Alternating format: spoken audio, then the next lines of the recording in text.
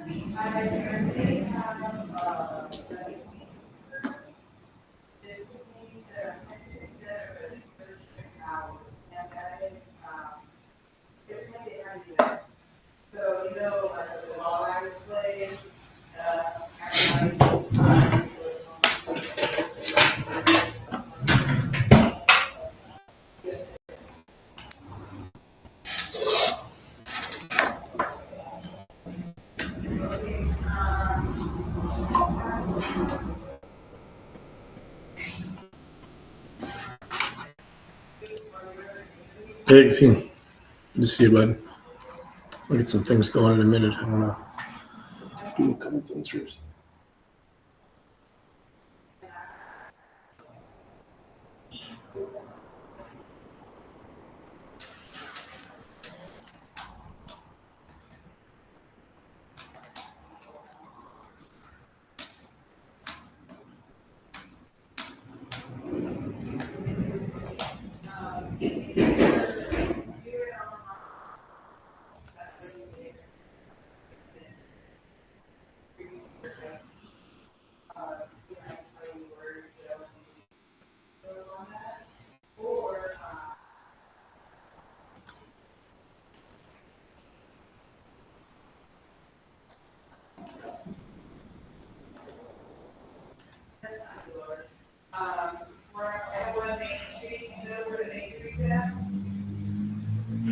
Unit 54, I'm Charles.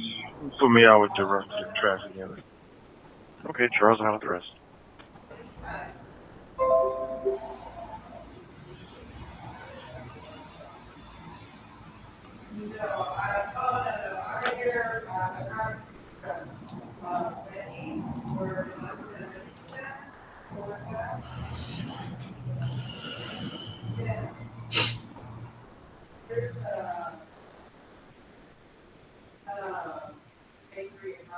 Chili. It's 54 here.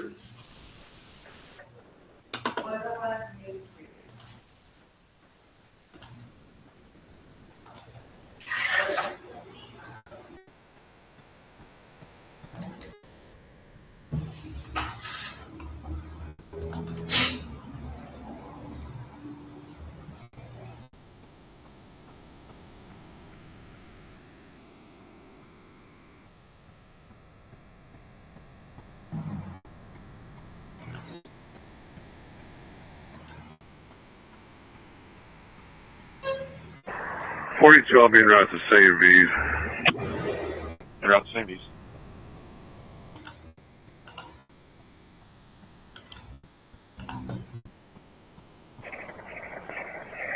Can I get 41 and 54 on channel 9? 41 hours to go to 9? Yes. I'm on 9. Dispatch to 54. 54, I copy. Okay.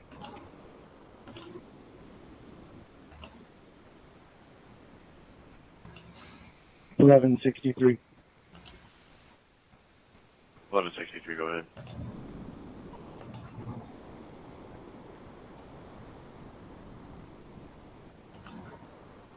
Myself, 1111, Call 1170 me. on a suspect stop. 800 block of Walnut. We're all set. 800 block of Walnut. Walnut.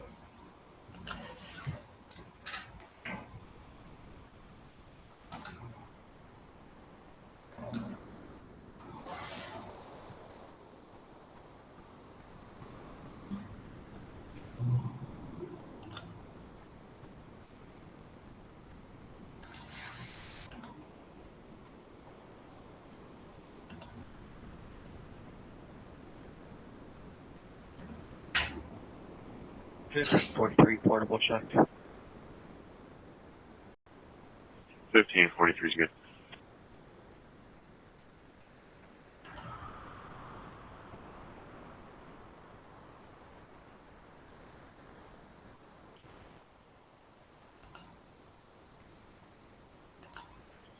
Uh, 1163, do you have someone available for transport?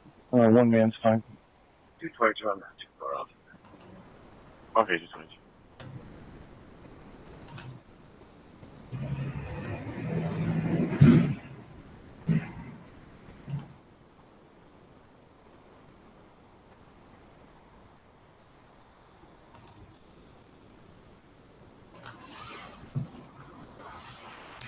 Eleven 63. 1163, go ahead.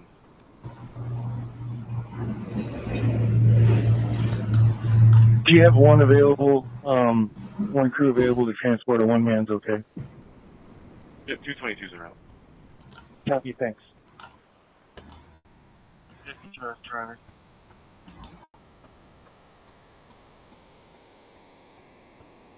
52, go ahead.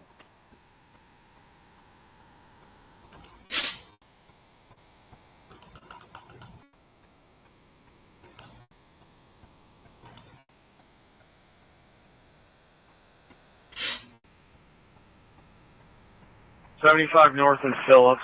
It's got a tempe. Ohio. Sam 025982. The Black 4. 75 north in Phillips, temp tag Sam 025982, Blackboard.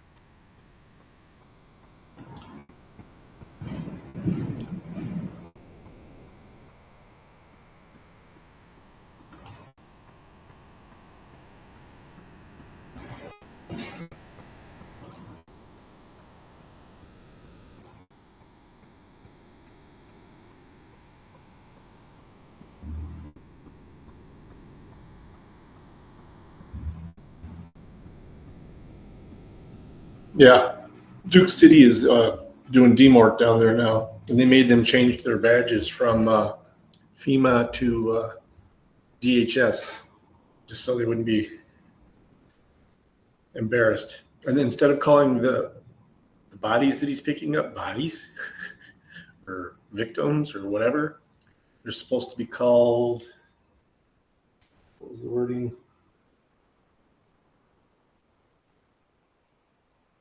The descendants of house guests. Apparently he's been yelled at for not calling them house guests on the radio.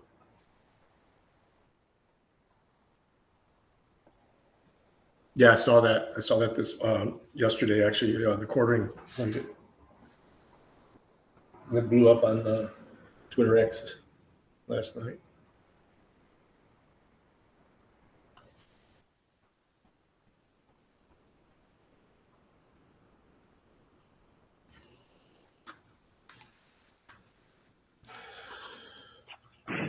Fifty-three traffic. 53, go ahead.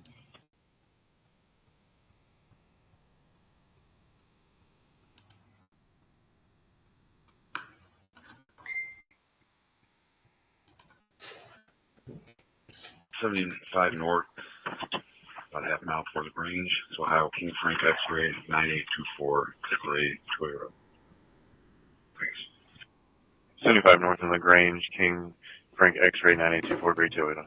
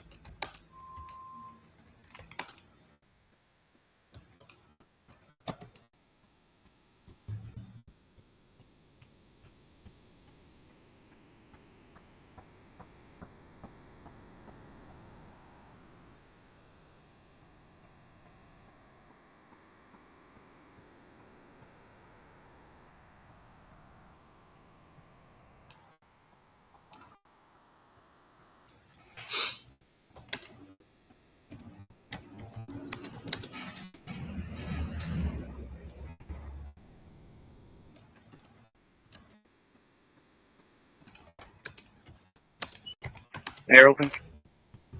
There's a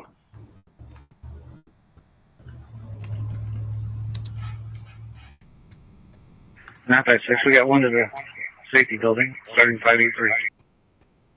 the safety building, 583.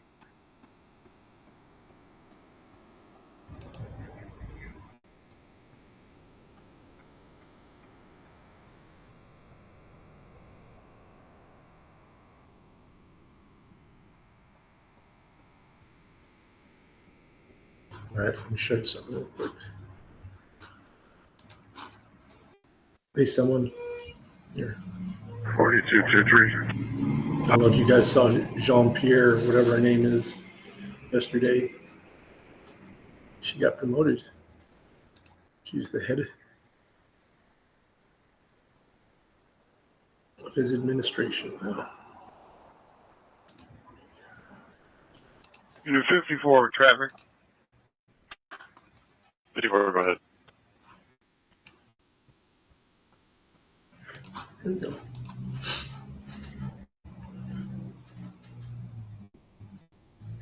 '54, go ahead.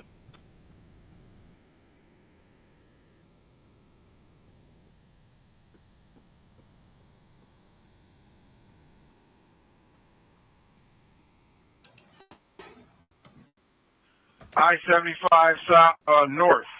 I-75 north at Stickney. So Michigan 0.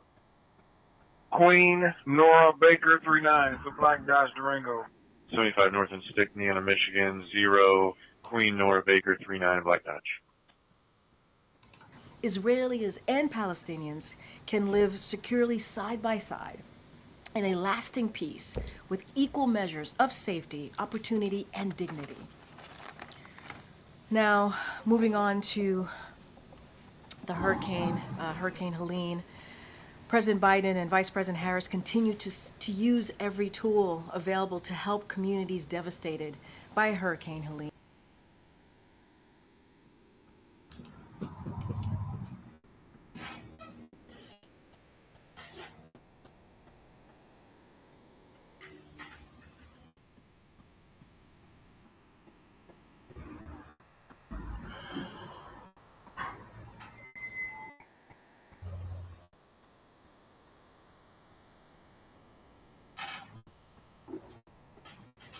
She actually wore that suit yesterday, though. It looked like, I mean, if you could see her arms come up, the sleeves are way too big. I honestly think she probably spilled something on herself and then just put that on. Or that was part of what she wore that day.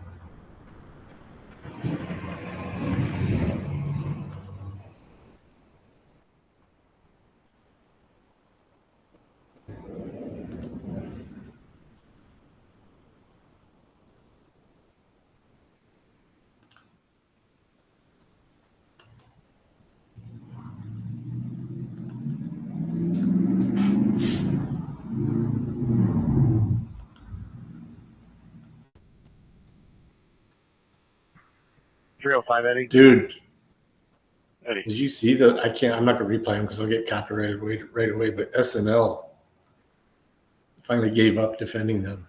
They went off. Even 60 Minutes. Did you see that 60 Minutes interview? That I will play because I think I can do some. pieces from that.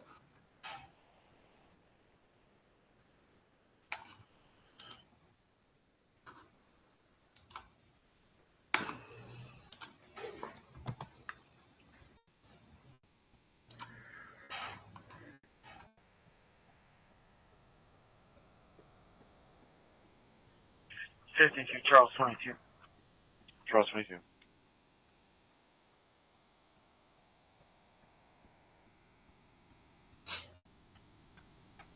All right, let's check this out.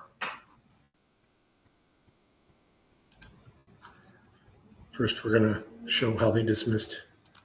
Later, Trump said he needed an apology. Later, Trump said he needed The biggest scandals I've ever seen, and you don't cover it. You want to talk about, Well, because it can't be verified. you want to talk I'm about telling you. insignificant things. I'm telling you. Of course it can be verified. Excuse me, We they can't. found the laptop. Leslie, It can't be Leslie, verified. what can't be verified? The laptop. Why do you say that? Because Even the it's family verified. hasn't, the family on the laptop, he's gone into hiding. For 5 days, he's gone into hiding. He's preparing for your debate. Oh, the biggest scandals I've ever seen, and you don't cover it. Because, You want to talk about, well, because it can't be verified. you want to talk I'm about telling you. insignificant things. I'm telling you. Of course it can be verified. Excuse me, We they cannot. found the laptop. Leslie, It can't be Leslie, verified. what can't be?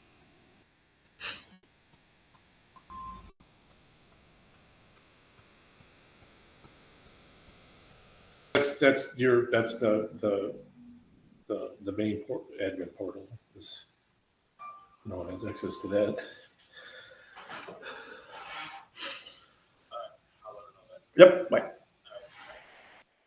right. Let's see if there's any more goodies.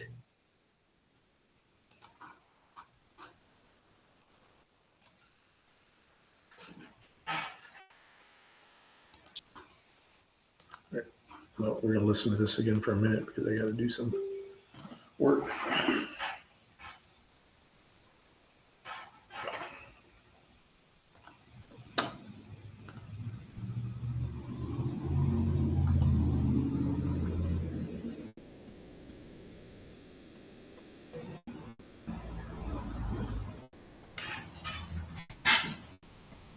So that Rife hasn't started yet?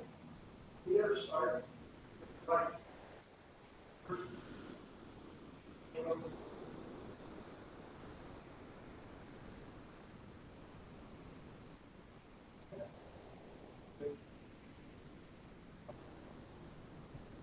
One, two, two, one, please. I'll see.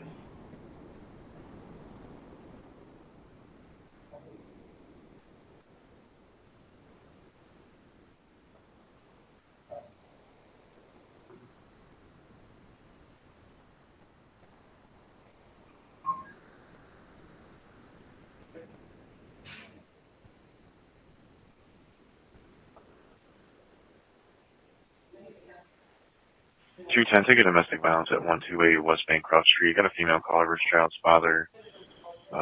Operator could hear the male bust down the door, and then it's just an open line. You hear yelling. It's gonna be 128 West Bancroft Street, near Putnam Street. 210. 210, okay, I'll reverse it. 53 with traffic. 53, go ahead. 75 north on top of the Grange. It's Missouri. George King 5, X-ray, 8 David. It's a black Chevy Equinox. 75 north on the Grange, George King, 5 X-ray, 8 David, black You're Chevy. going over a lot of people. 123. I'll see. Never see them doing traffic. 1543. 1543, go ahead.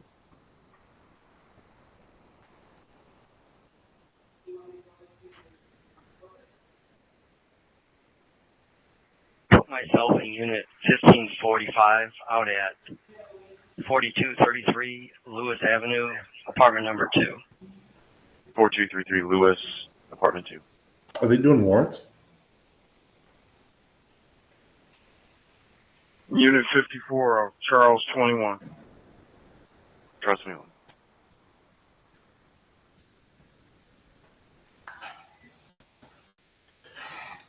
something here real quick.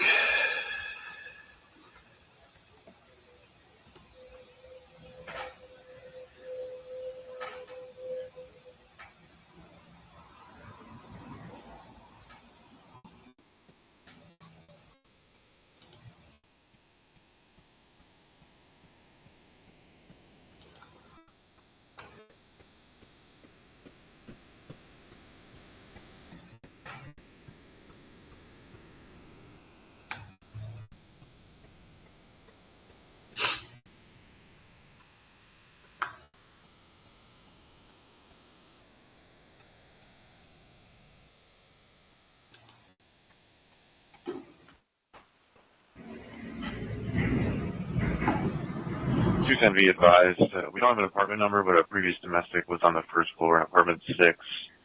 Possible suspect may be a black male. Cleavon Richard. 210. 210 copy.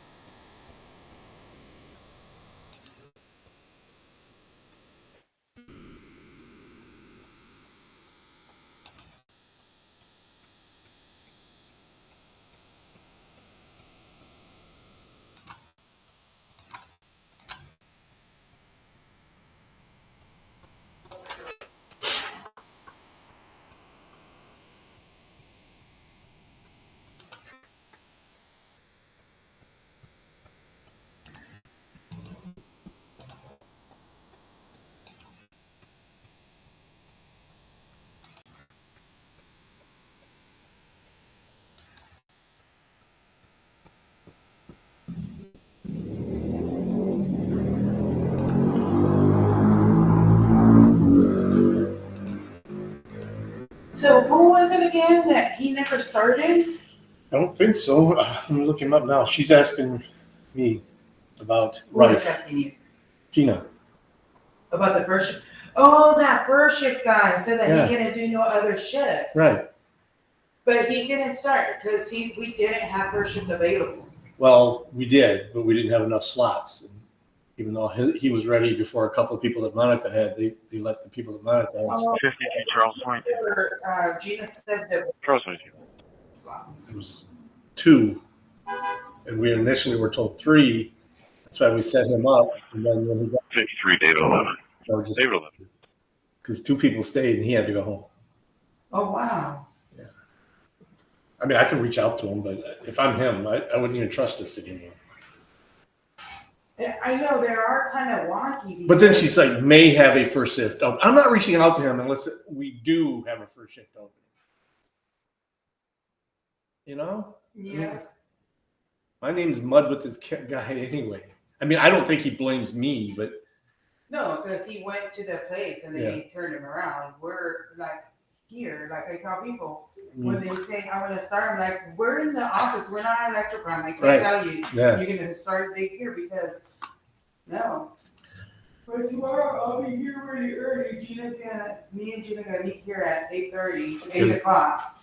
Oh, wow. 120, 122, checking your safety. Go over the orientation, and then I'll have the orientation at 9:30, and then Here? here. For 120, checking your safety. shoot. 120. Shoot. Okay, thank you.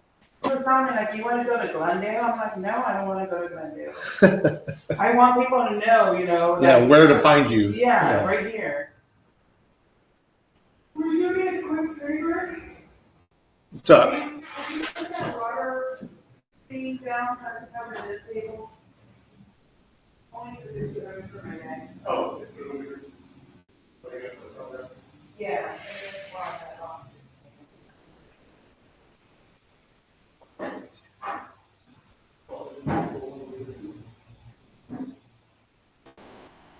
42 Jade Mail sees the safety building. I'm seeing the safety building.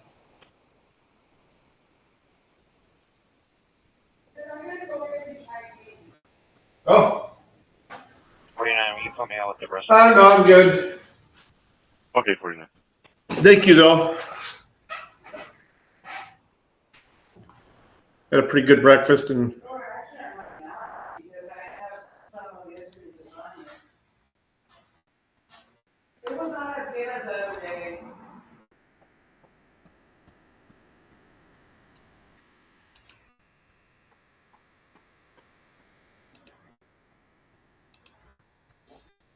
I wonder if there's Reporting an accident for property damage at Oak and Facet. Time is Because 11:05. it was like, it was good, but not like it was the last time I ordered it. I trust Big Mike, but 41 Charles 21. Charles 21.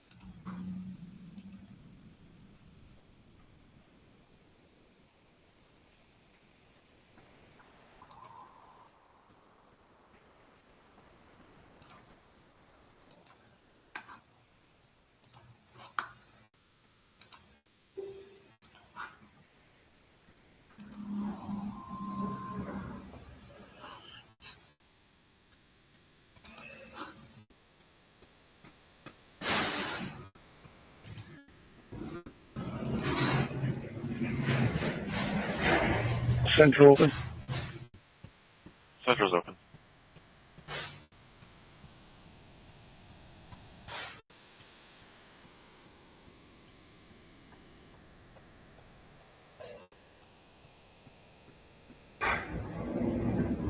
Central's open.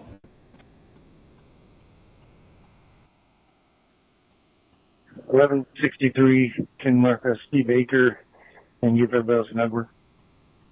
Baker and everyone else over.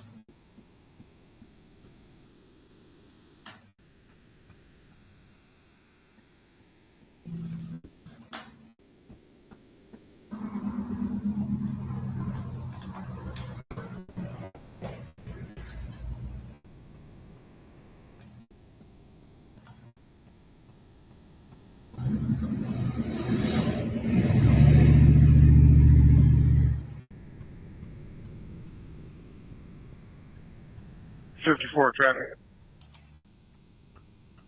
54, go ahead.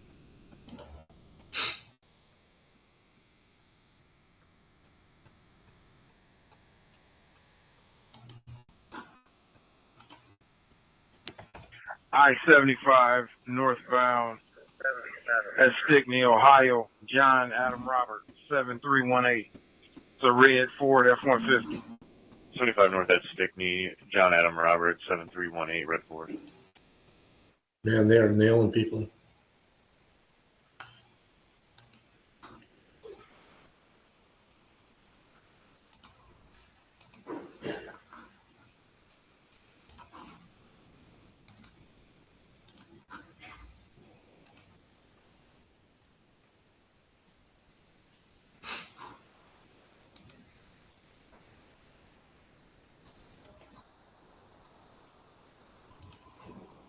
Yeah, 53 with traffic.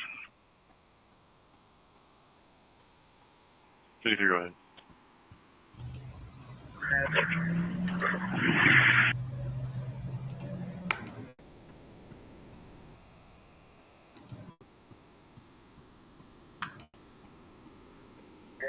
Thirty-five north, Stickney, Alabama, Adam, 0 Baker, 17, Mary Henry, Silver Estate. 75 north at Stickney, Adam 0, Baker 17, Mary Henry, Silver Escape. 210. On scene.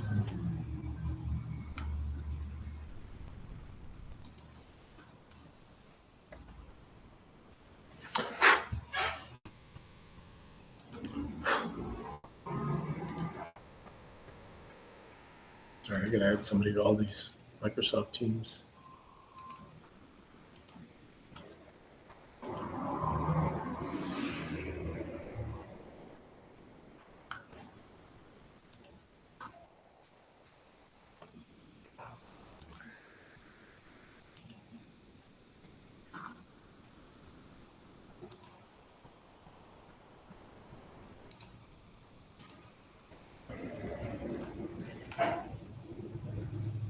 Can we get a call back to get let in?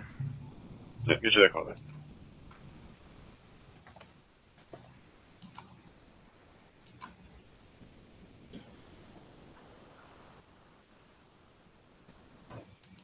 Traffic, make it I-75 north at Phillips exit. 49, go ahead. 1543, 1545, Edward. Okay, 49, go ahead. Ohio King Henry Paul 9289 on a blue GMC pickup. 75 north at Phillips, King Henry Paul 929, Blue GMC.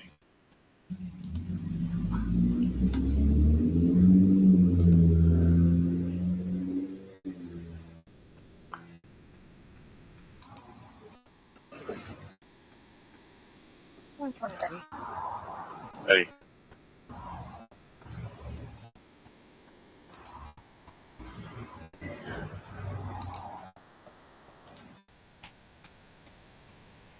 $210, that's going to be a 911 number, so no big call back. 210 copy.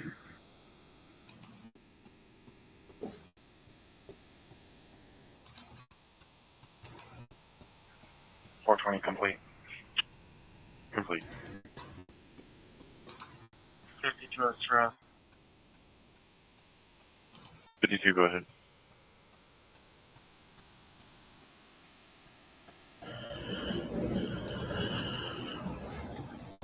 Twenty-five north of Phillips, Ohio, Henry Nora Paul, 5443. The white Volkswagen. 75 north at Phillips, Henry Nora Paul 5443, white VW. Why are they doing so much traffic today?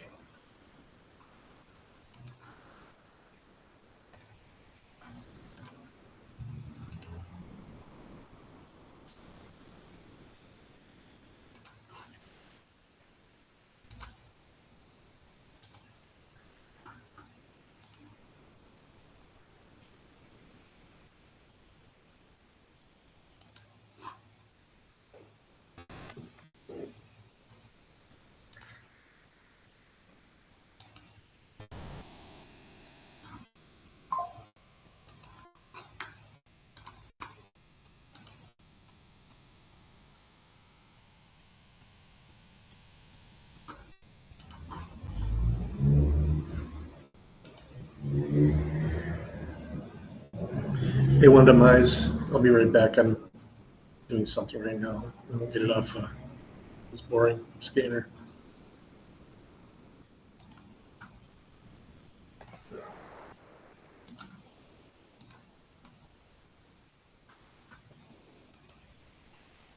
Two times, just 2 times. Around back, all the way up.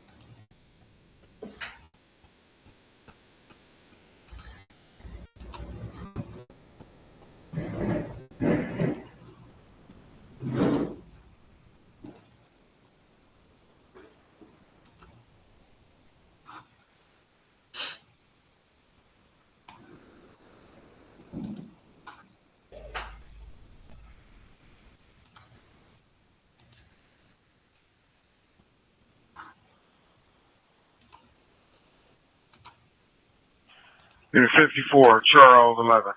Charles 11.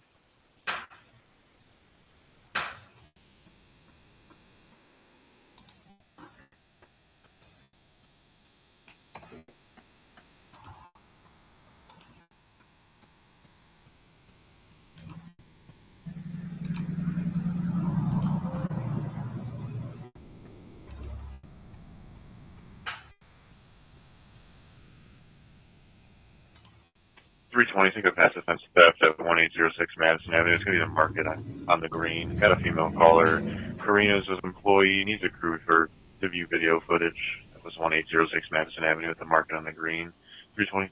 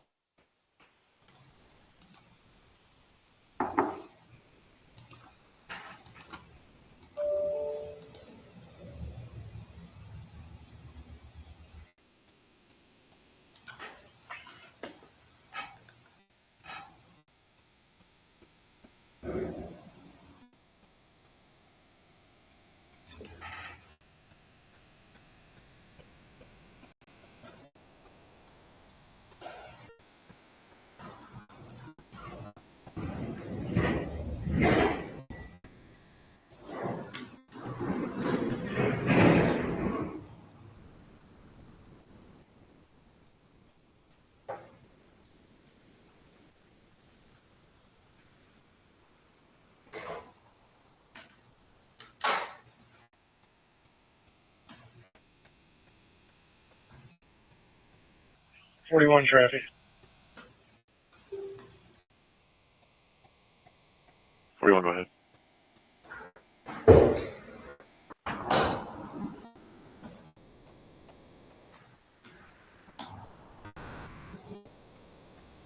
Go ahead. Wow, Gina. Can you put in that initial email, May 41, I'm going to be 75 northbound at Phillips exit, Kentucky plate 449, Victor George David, a silver Hyundai Sonata. 75 north of Phillips, 449 Victor George David, Silver Hyundai. that they made books. I don't know. Guys been turned around twice. Yes. After the first time, they said, "Well, come back again the next week." 52 Charleston. Charleston.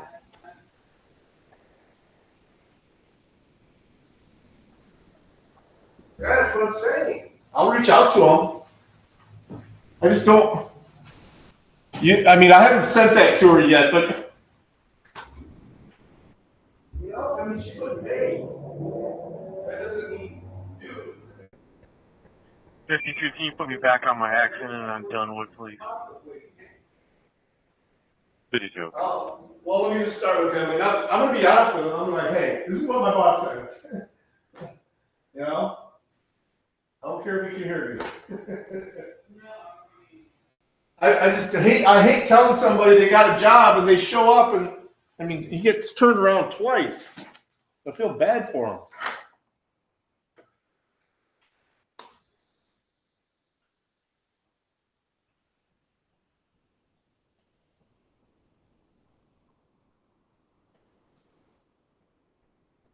Yeah, I know she's got stresses and stuff too, but I just want to be sure.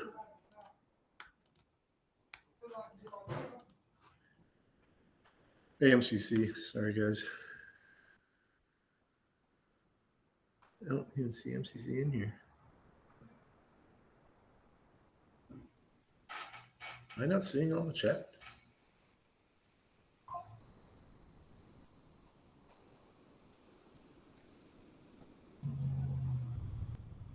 That must be a revenue generation day. You're right. Oh, there's a lot of them here.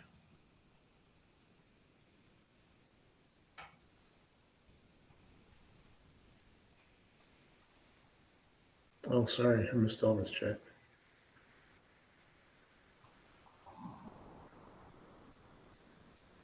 Or 122, show me, David. 122 David. Sorry, guys. Yeah, it is a revenue generation day. All right, let me try to reach out to this guy here.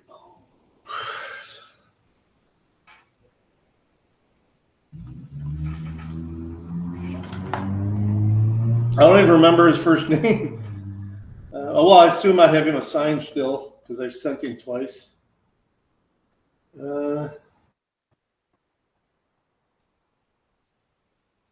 First shift handler. It is.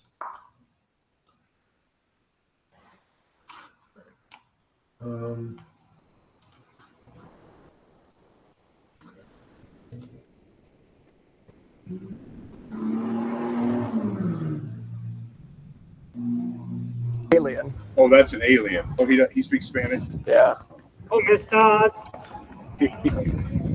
All right. I didn't know you spoke English. I thought you spoke Spanish. He's Mexican, but he tries. Oh, okay. Okay. All right. I can't do that. I'm not qualified for that. 500 cameras at this airport. So I there's. saw you two guys walking around out here. Thought it looked a little. They told us to come to the airport and find extraterrestrial life. No. You can't do that. Cannot. Listen, they're here 9 to 5, Monday through Friday.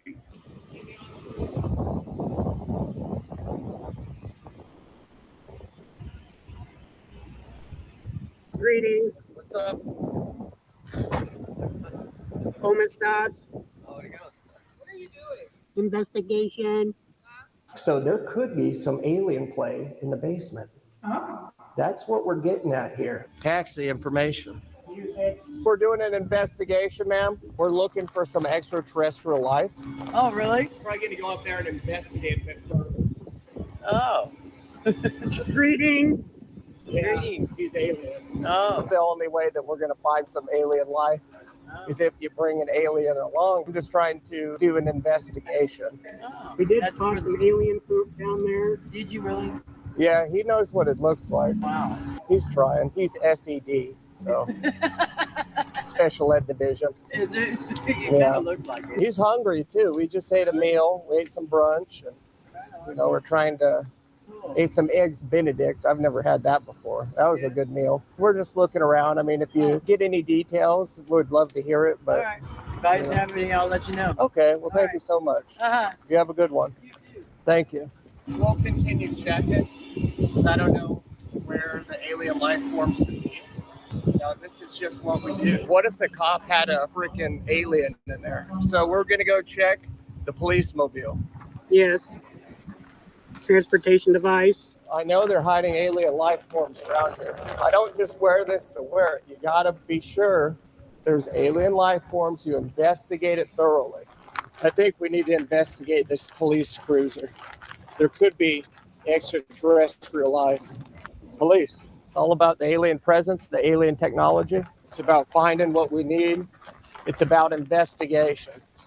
Look, they got a device on the front. Hey guys, Greetings, sir. I gotta ask. Greetings. What's going on? We're conducting an investigation. You're conducting an investigation? Yes, sir.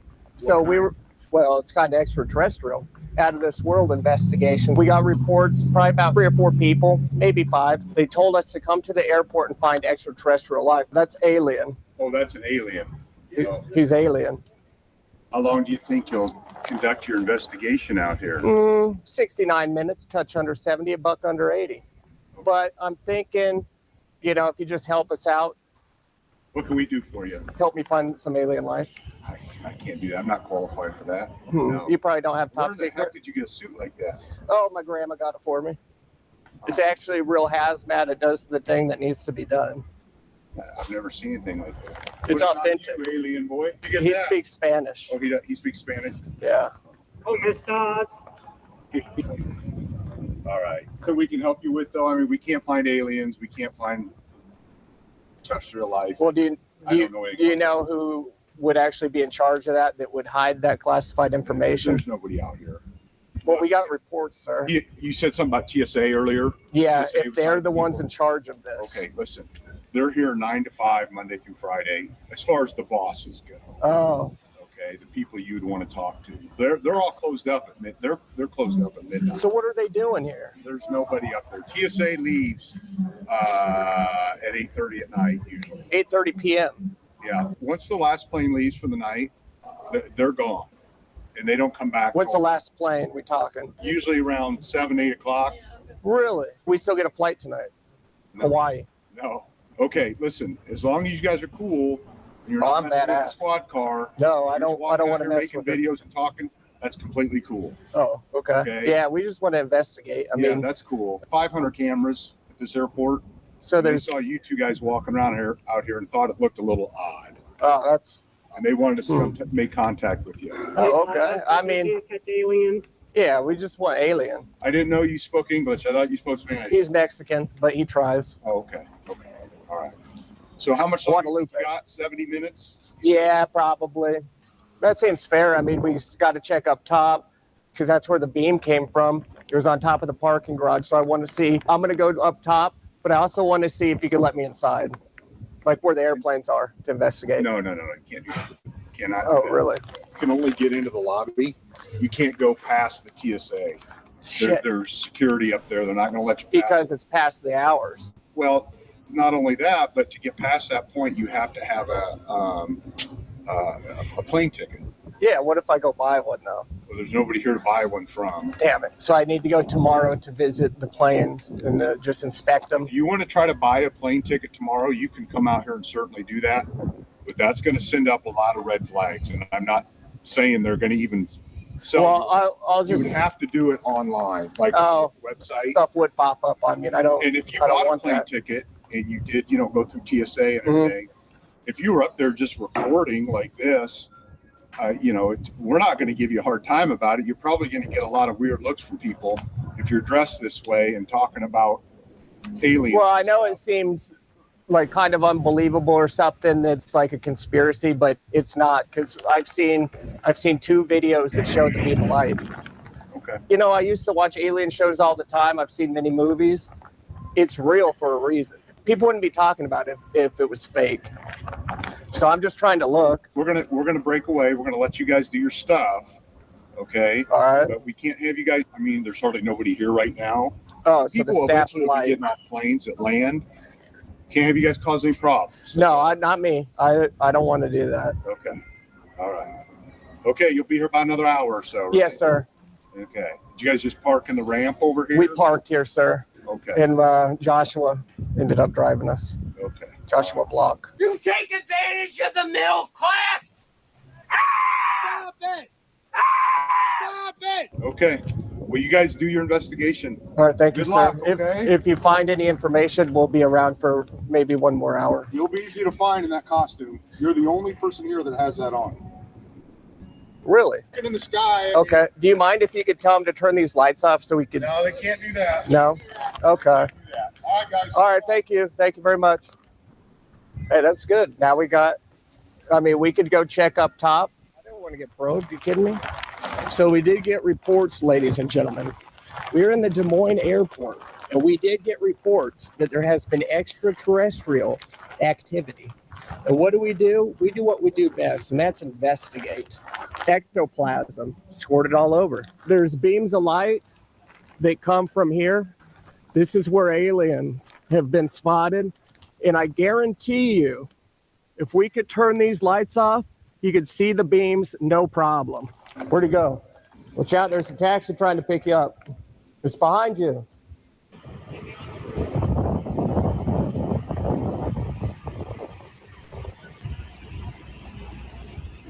Greetings. What's up? ¿Cómo estás? Oh, there you go. What are you doing? Investigation. I'm going to the top, ladies and gentlemen. Let me verify. Let me investigate. We are the best in business, folks. Billy B, BCNN.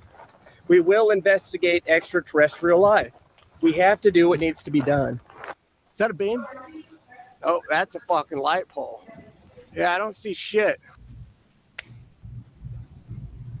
Hey, do you guys know about any alien life forms that have been here? The basement? Are they in the basement? Yeah, somebody said they seen some in the basement. Somebody was recording when I first started working here. What are y'all doing? We're trying to find alien life forms. We had 2 reports, 2 alien life forms from a beam of light. And so we're out here investigating. Are they really in the basement? Do we have word on this? Well, they got a picture of somebody, I don't know, ask Alicia in the office, inside the wheelchair office.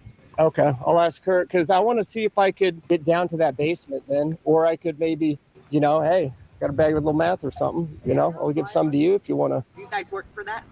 Go ask that girl in the office right there. The left door? Yeah, you can't go through these doors, so you have to go through them doors to the left. Oh, okay, thank you. We might be able to find some aliens after all. Greetings, Alicia. Are you Alicia? Alicia, I'm Billy. Right now we're looking for extraterrestrial life, and we were told you have some in the basement. If you could take us down there. I've been looking for extraterrestrial life, but it's on top of the parking garage on the top. I don't know nothing about this. We're just trying to figure it out.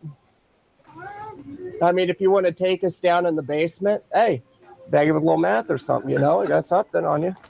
Got a dime bag. We'll keep that between us, but dang, nice. I don't know if I'm allowed to bring people because I do have to have an E on my badge Oh. that says escort. Oh, I thought that was like extraterrestrial or something. Do you know if like just between us without them here, is there like serious sightings of extraterrestrial life? We did look up top. The lady over there said she's seen something or said that you've seen extraterrestrial life in the basement. Well, it's my other coworker. She works for Southport. Her name's Ashley. Oh, Ashley. Yeah. Is she being silly? When she goes down there, she has like this thing on her phone that it has, like shows her some stuff down there. Yeah, like Ghost Finder or something? She's the one that's seen that because she just showed me like on her phone and that, but I'm not for sure. But she's the one that knows about it. I was getting different reports. At first, they said there's illegal aliens. I was like, that makes no sense. I'm looking for extraterrestrial. Right. So there could be some alien play in the basement. Oh. That's what we're getting at here. So we're trying to go down. They said there is some alien activity in the basement. So we're just trying to get down in the basement. I used to live in the basement with my mom for a lot of years, but then I moved on, and I don't mind going back down there. It's not that scary for me. We'll protect you if we have to. Because I'm just not sure that I will have the E on my. Oh, E for escort. Yeah. I've been with those before. Without the E, like I'm not allowed to take people down, and if I do, I have to. Oh, I don't want to get you in trouble though. That's okay if we can't go down, but maybe we could set up a date tomorrow or something to where we could go down there. I'm not here tomorrow. Oh, you're not? Oh, it's Sunday. It's your off day. You're going to church. Yeah. Yeah, I'll be going there too. Yeah. He told me to go check out the new Mormon church, and I said, I'm not Mormon, but he started telling me about it. He said, you can't drink caffeine, you can have multiple wives, and it's a fun time. And I said, that sounds like a fun time. Let's do it. So we're thinking about going to the Joseph Smith Memorial tomorrow. I don't know. Maybe if you're free, you could go with me. Oh, okay. Yeah, if you want to. I'm Billy. So, Okay. yeah. Well, I'm here on Monday. We could set something up, maybe go in the basement, hang out, go look for some extraterrestrial life, and maybe we'll get this investigation to a happy ending, and that's what we all want. Right. So maybe, Monday, hey, you could hang out with Billy for a bit. Really? Okay. You have to do the scientific methods, make sure you're good, and that's what we did. Dot the I's, cross the T's. That's what we're doing here.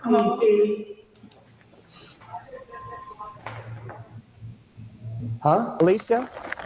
So I just spoke with her. Have you heard about the extraterrestrial life here? There was 2 beams on the very top, and then the aliens are actually harboring in the basement.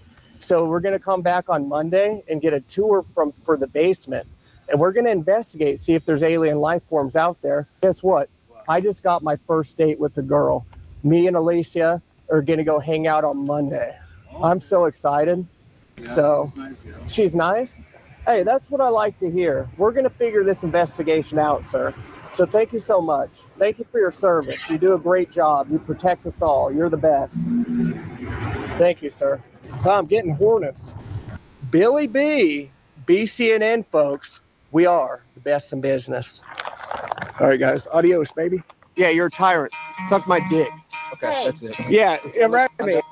You could try to play, but you're never gonna beat me.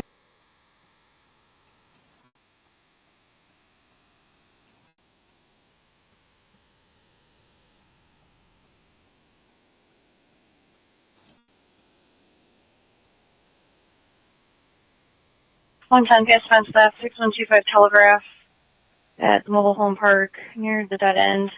Rhonda hit a lock box that was broken into on the 3rd. Checks were stolen from there. 6125 Telegraph at the office, 110. 600 West Alexis.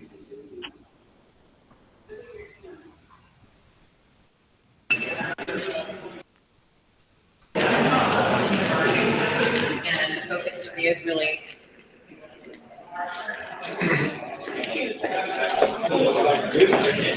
use travel button. Use travel button.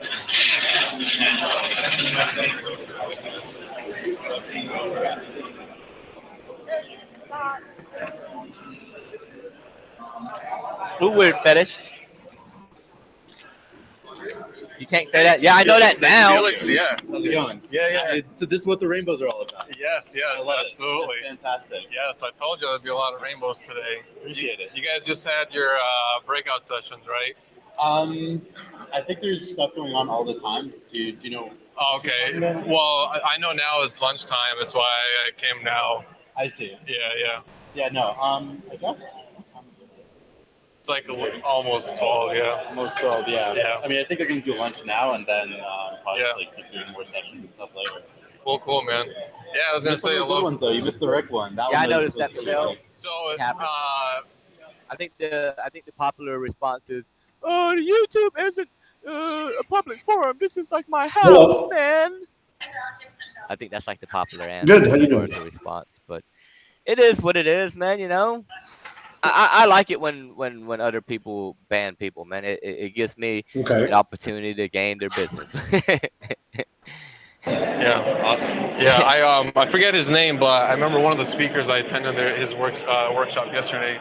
The dude in the gray jacket vest. Oh, yeah, the tulip guy, right? Yes. Yeah. It was the white box setup where they used like a simple node RED. It was doing a simple like current sensing circuit, streaming it over MQTT, and they were just reading that 5 milliamps and over equals on, Anything else is off. Makes sense. Yeah. But yeah, cool. Cool. Yeah, good to meet you in Yeah, person. likewise, man. The only Yeah, thing, I'll be around. that can make my week even better, Michelle, is if Freeman weasels his way into doing a direct this right video, you know, and does a GoFundMe for me because I am a homeless veteran, man. You know, and I'm out here, man. I'm struggling, man. I'm crazy. That's why I need to GoFundMe, right? That should be so great, man. If Freeman did that, oh my God. He should you know, he should be like, yeah, man, Bow never got no money from no lawsuit. I've already We all got money inspected from Beyond the Valley. Bow equipment that's never got out there in the nothing, man. He's out flags there and struggling all what we crazy have in out there Spain in and shit. Pittsburgh will work there. Go give him money. But we still have to get internet service. That shit would make my week, man.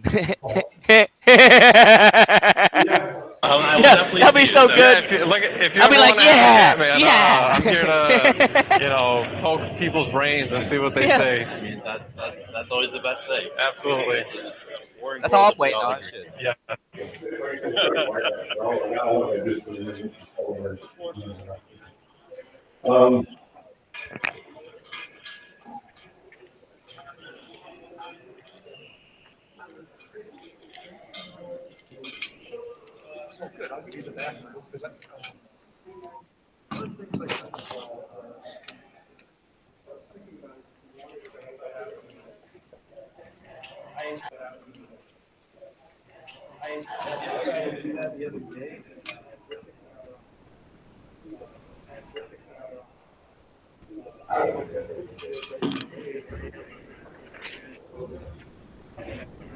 Oh, my bad, Charles. Let me mute this out. Man, I'm gonna be chewing.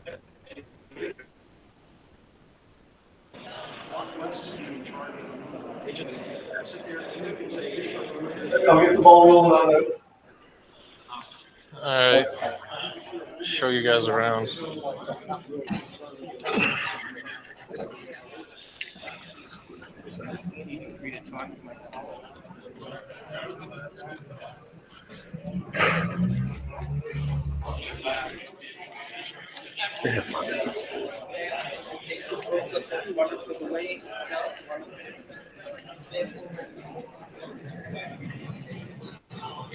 So we're at a industry conference. There's this company here called Tulip, and basically they hold this free event once a year. They bring people to talk about tech and whatnot. But I'm here because there's one guy in particular that for quite a while has made some just really, really uncolorful remarks. And to piss some people off, I decided that the best way to fucking do it is I basically show up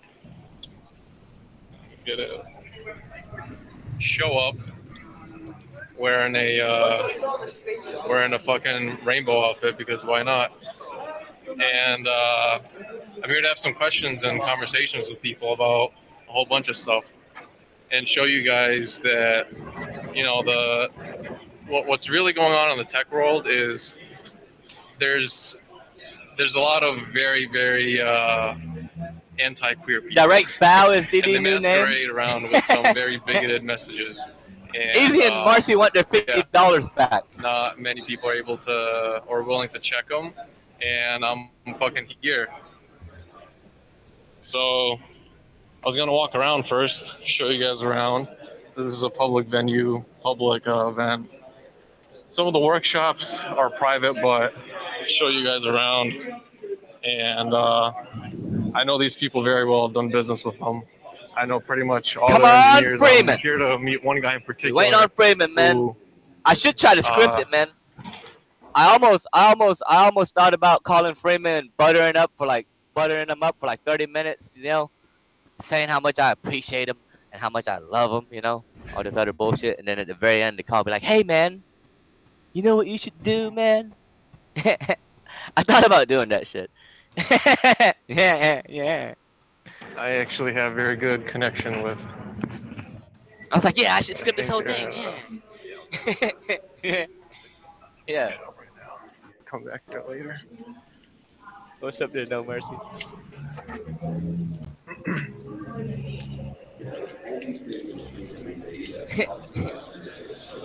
I'll just do a circle. Let you guys see the venue real quick. Yo, This is the thank you, first man. time anybody. You want to smoke something? Sabrina Cast 777 helped with $4.20. La rata la rata la rata la rata la rata, no scam, it's Tweaker Tuesday, time to smoke some weed. It is Tweaker Tuesday, man. Ah, it doesn't take enter. Mine did take enter. And then you enter what you want here, right? And I won't do that because I don't want to make it. Yeah, no, okay. But yeah, I made literally the same thing, but instead of name, because I didn't really want to track that rigorous of I'm detail serious though, or Michelle. forms. Wouldn't it be great, man? If all these big channels, I'm not saying just Freeman, St. Joaquin, fucking For Public, all these fucking goddamn big, massive fucking YouTube channels, if they all did that bit, like that would help me out quite a bit, right? I mean, I'm like an OG in the community, kind of, right? It was literally just a green. Well, think that'd first be it awesome, asks you coffee or tea, 2 buttons. It make me so happy. At first you clicked it, and then regardless of which one you clicked, green for restock, red for consumption, and then evening. Once you finished it, it backed you out to the first page. Is it hard to create something like that? No, really the only thing you have to keep in mind is when you make the tables to store inventory, you have to have separate schemas for Goddamn coffee. You can what I do is I made a master table because the schema is the same. Then you just copy the exact same columns, and then you just repeat it. So when your workflow is behind the scenes, it's all the same. This is going to be a stupid question. Yeah. Did you have to go I went to, but not really. Because I see, like, Yeah.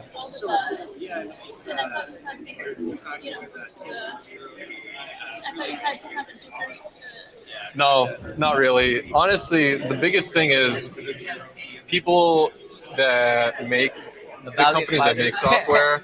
The largest pain in the butt actually is when they privatize all the code, and the problem with that is when people that either don't have the means to go to university or frankly don't want to, because I don't really believe you necessarily have to make applications.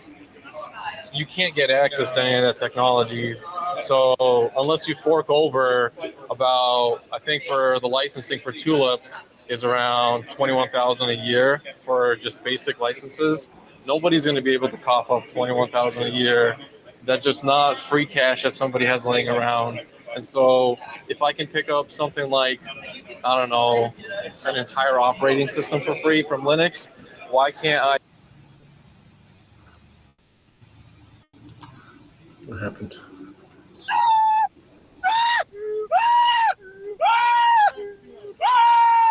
Oh my god! I'm scared to death! Oh my god! Justin Gars an unlocked Shriek of Fear $9.11.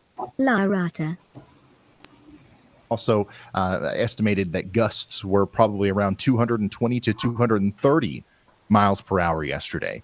It was crazy. Unfortunately, I think that we are about to see another explosion of, convective activity here, and we're going to see a really rapid organization because, man, there's nothing stopping the storm from doing the same thing. Now, I don't know if we're necessarily going to see this reach the same kinds of strengths that we saw yesterday, but it's definitely going to deepen in pressure, and we're going to see those winds get stronger today. Now, as this gets closer to Florida, it's gonna fuck some shit up. Believe they're saying it's gonna be apocalyptic. apocalyptic. Storm Michelle is ultimately going to weaken before it makes landfall. So, whether or not we see a Category 5 or a Category 4 today. Whenever it makes landfall in Florida, it's very likely going to be a Category 3 storm. Okay, and right. I want to make sure that everybody understands that, that's still a big deal. A Category 3 storm making landfall in or around the Tampa area is going to be the biggest storm that this part of the world has seen in over 100 years. And nobody ever thought that this was going to make landfall in Florida as a Category 5. Nope, nobody's ever said that. So like nothing's changed. Okay, yesterday when everybody you heard about it on the news and everybody was talking about Hurricane Milton and the fact that it was a Category 5, the reasons behind that still exist today. Once it gets close to a landfall, there's going to be fuel. There's going to be some warm fuel coming out of nowhere. It's going to turn it up. It's going to be lit. I'm not wishing for it. Is going to happen. But they got weather machines to make these things catastrophic. Expand, all right. So we're going to have hurricane force winds much farther north. It just looks like it's natural. I don't think any of this shit's natural. From the center of the storm. I don't. And that's going to lead to a bigger storm surge problem. All right. I believe in the weather machine conspiracy. Nothing's changed. We still expect a devastating storm surge from around Tampa and especially down farther south towards Port Charlotte. Anywhere between Tampa, Northport, and Cape Coral need to be on high alert, as this is going to be it's going to be a disaster. Okay, there's no way around it. We do have some aircraft out there. I do want to check in and just see what the most recent data that we've got here is. It looks like a 930. 929 millibars is the lowest pressure that I'm seeing right now, and that's pretty much on par. Yeah, he's not answering the phone anymore from the latest National Hurricane Center update. So we are continuing to see the storm weaken right now. But once again, this is because it interacted with the Gulf of, or not the Gulf of Mexico, but the Yucatan Peninsula last night, and that friction allowed for the storm to lose its balance. Hurricanes are incredibly delicate, especially strong ones. It's a strange thing. The stronger they are, and especially the smaller they are, like the Milton was, the easier it is to disrupt them and to get them to kind of fall apart. And that's what happened last night. But we're still dealing with a powerful Category 4 hurricane with winds up there, very close to Category 5 status. And I expect that we will get back up there later today. This is the latest satellite imagery. You can see that the eye is really starting to clear out again. Earlier this morning, it had no eye. You couldn't even tell where the eye was. That's how disorganized it became. But now it's getting back into open waters. We are done with that eye wall replacement cycle, and it's going to strengthen quite intensely as it goes up to the north and west of Cuba, and then on up towards the western side of Florida. This is the latest on what the National Hurricane Center is expecting. By 8 p.m. tonight, they are expecting still 150 mile per hour winds with a Category 4 hurricane. I think that's conservative. I think that's conservative. I think by this time we could definitely be looking at a Category 5 hurricane again. Now, what I do agree with is the next point. Early in the morning, as we go towards, let's say, 8 a.m. Tomorrow, I do think that we will have a Category 4 storm at this point. So, even if we do get back up to a Category 5 today, this is going to start going down again as we go into the early morning hours tomorrow. But still, 144 mile per hour winds, 173 mile per hour gusts. It's going to be a strong storm. It's going to weaken even more as we head towards 8 p.m. On tomorrow. And what's going to happen once again as the storm weakens? It's supposed to, I think, hit the Tampa Bay area to expand by 8 p.m. on Wednesday night. All right. And this is what's going to cause our storm surge, and it's what's going to cause it's what's going to make you feel good about evacuating if you are one of the many people that's evacuating right now. And it looks like we've got some better views of that, Chandra. If we could put 3, 4, or 5 in one, so people can see that. You guys can see that we've still got a ton of people on the roads out there evacuating from places like Tampa and of course all the keys along the coast there. You don't have to go very far if you're evacuating. Something that a lot of people don't mention is you just got to go a couple miles inland sometimes to be safe. With this storm, especially in the hardest hit areas where we're going to see maybe 15 feet of storm surge or more, you might want to go farther than a couple of miles, especially right around Tampa Bay. If you're, either of the ports either of the big harbors, either of the big bay areas, you want to get a little bit farther in there because those are extra susceptible. But you don't have to. I've heard people say, like, I can't afford to hop on a plane and get out of Florida. You don't have to escape Florida.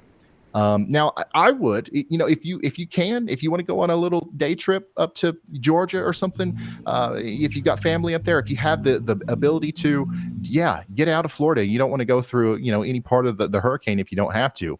But I understand that a lot of people can't do that. Like that's a luxury, right? That is a luxury. So all you got to do is get a Go to couple the miles Azores in for there. a few days, man. Shit, And hopefully the hotel situation and stuff like that isn't terrible. We're going to go over that here in a second, but I know that in times like these, gas becomes hard to find, and of course accommodations like that are harder and harder to find. So we have a massive evacuation underway in the western side of Florida, one of the biggest ones that we've seen, probably the biggest one that we've seen, especially since 2017 with Hurricane Irma. And we're going to continue to see those roads get more and more crowded today. And once again, it's all because of this storm that's coming in, Hurricane Milton. And you might think, a big part of what I'm going to be doing today is explaining this over and over again. If you're just now tuning in, you might think, well, Ryan, why are we all running away from the coasts if the storm is weakening? It's because what we're worried about with Hurricane Milton is not the strong winds. Okay. Now, don't get me wrong. There's going to be plenty of damage. It's the storm surges with 120 miles per hour winds. That's going to rip off roofs from houses. That's going to cause, it's going to be devastating. It's going to be horrible. But that's not what we're mostly worried about. What we're really worried about is the devastating storm surge that's going to come along with this. We've got a Category 5 storm, a Category 4 storm that's currently building up a bunch of water underneath it right now. And it's going to slowly but surely push all of that water up towards Florida. And it's not going to stop doing that if the winds die down by 10 miles per hour. It makes no difference to the water. You know what I'm saying? So, and also as that wind field expands, there's going to be 100 mile per hour winds, 80 mile per hour winds, 100 miles away from the center of the storm, all working together to push the water in one direction from southwest to northeast up into some of the most flood prone areas in Florida and some of the most populated areas in Florida. All right, check this out. This out. If the Earth, right, it's a globe, right? It's the hurricane. Like does it also curve? Or is it flat? How do the hurricanes work? Do the hurricanes have a curvature to it? That's why I'm just curious. I don't know, man. I don't know these questions. I need to know. Weaken on its final Is there an approach. expert out there that knows about stuff like this, man? Now, the more it weakens, the better off we'll be, right? Now, of course, like if this ends up making landfall as a Category 1 or something, that would be great. And it probably would lessen the impacts quite a bit. However, Category 3 or higher, it's going to be bad. And also, we're still not sure exactly the intensity that it's going to make landfall as. I still think that there's an opportunity here because, I mean, look at what happened yesterday. Nobody, ask anybody on Earth, any meteorologist 3 days ago, if they expected that we were going to have a 180 mile per hour hurricane yesterday. Nobody would say yes. Nobody saw that coming. So what happens today is also somewhat unknown. So if we do see another big time peak in intensity, obviously there's more unwinding that has to happen before it makes landfall, and that could make some major differences in the impact that happens there along the southwestern coast. Am I having fun? Florida. Yeah, tons. So anyways, we're looking at a Category 3 hurricane. Conservatively, this is the forecast tomorrow about 8 p.m. And then we expect that this might still be a Category 2 hurricane right there in the middle of Florida. I mean, this is going to be right there near Poinciana. Am I saying that right? And Harmony and Winter Haven. Category 2 hurricane right over the middle of Florida. All right, that's not good. So this is also likely going to be a strong Category 1 all the way over there as it gets towards Cape Canaveral. And then it is going to weaken the farther it goes out to sea. I don't think that this is going to re-strengthen. It's not going to become another hurricane or anything like that. It's going to be a post-tropical system as it goes out past Bermuda.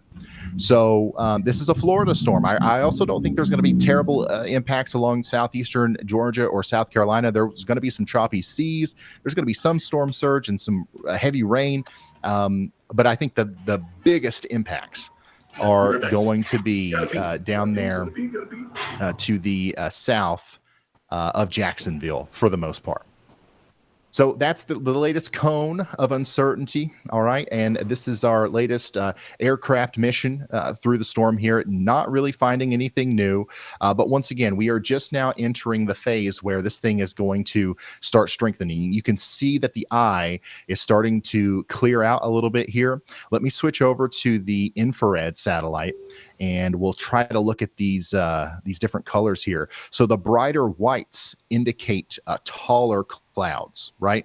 So the way the infrared satellite works is we estimate how tall the clouds are by how cool they are. So whenever we look at the tops of the clouds, we can kind of infer the temperature of the top of the clouds, and the colder those are, the more we can assume that they are, higher in the air because, things are colder up there.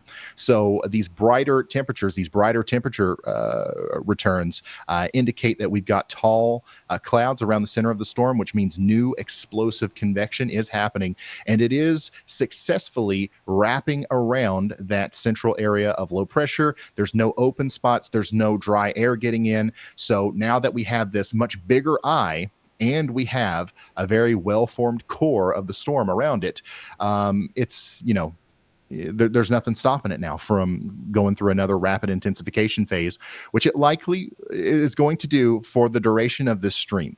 And we're going to be watching it closely and keeping you updated on exactly how strong it's getting. Let's see if we can load some...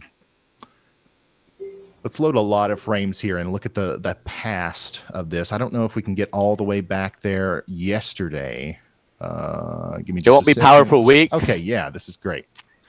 So here's what the storm looked like yesterday evening. And look how fast it's going to be here by tomorrow night. Over here on this isn't yesterday. This is October 6th at Milton's going 6:29 to fuck some PM. shit up. No eye, right? This is obviously a nasty storm, but there's no eye there. There's no real organization. Very quickly, you see that big giant burst? You see that explosion right there? That's what I'm talking about with those convective bursts. If you hear anybody talking about a tower, we're watching for towers popping up around this thing. That's what they're looking for. Dessert.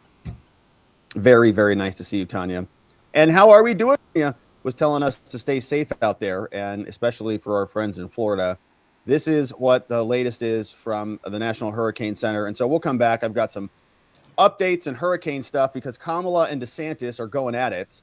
Category 5 hurricane in the Kamala campaign. And so we'll talk about that. But from the National Hurricane Center, this is the latest from Tuesday.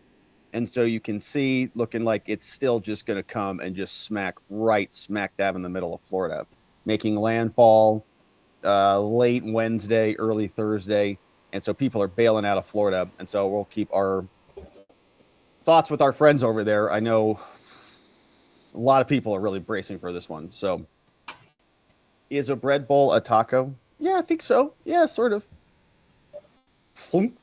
Shove it in there, So we'll keep our eye on the hurricane stuff. We're going to poke around. I've got some Arizona updates, some other hurricane stuff. But this was an interesting development from last night. And so you can see this chart. The Kamala campaign not looking good. You see Poly Market here that has over $1 billion, I think, invested in this market, is now at very different numbers than it was before Kamala did something. And we're zooming in on this deviation right here. You see things were pretty close, 50-48, 50-48, 50-48, 50-48. Boom!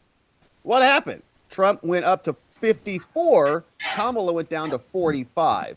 What, oh, what could that be? What could that crash be for Kamala? 60 Minutes interview. As we've long suspected here, the more people get to know her, the more people hear from her, the worse it's going to be from her because she's terrible. She's not a competent person, and people get to see that on display. And so there it is in real time, $1.4 billion of volume in Polymarket, and you see Kamala came crashing down. Now, this is part of her media blitz. It's not working out well for her, and we're excited about that. Hopefully she continues to go out there. She's hitting Howard Stern and Stephen Colbert and all these people, but it's not good for her, and you can see it's reflected clearly in the markets. And so let's poke around and listen to just how bad this was.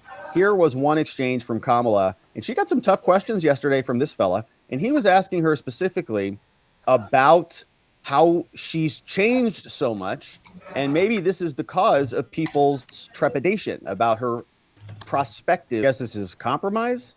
That's what the answer was to all of those things. Pretty terrible answer. No specifics about anything, and it feels like she's squirming in that response. And what's also interesting, I just noticed this watching this, there's a bunch of cuts in this. So let's play this back. And I think they're actually cutting out some of her answer. I've been Vice President of the United States, and I Cut. have been traveling our Cut. country. Right, that was and a I cut. have been listening to folks. There's another cut. And seeking That was not a cut. That what is sounded like it was the possible same. in terms of common ground. I believe in That was a cut, right? So why are they cutting this so hard? What did they cut out of that answer is what I would like to know.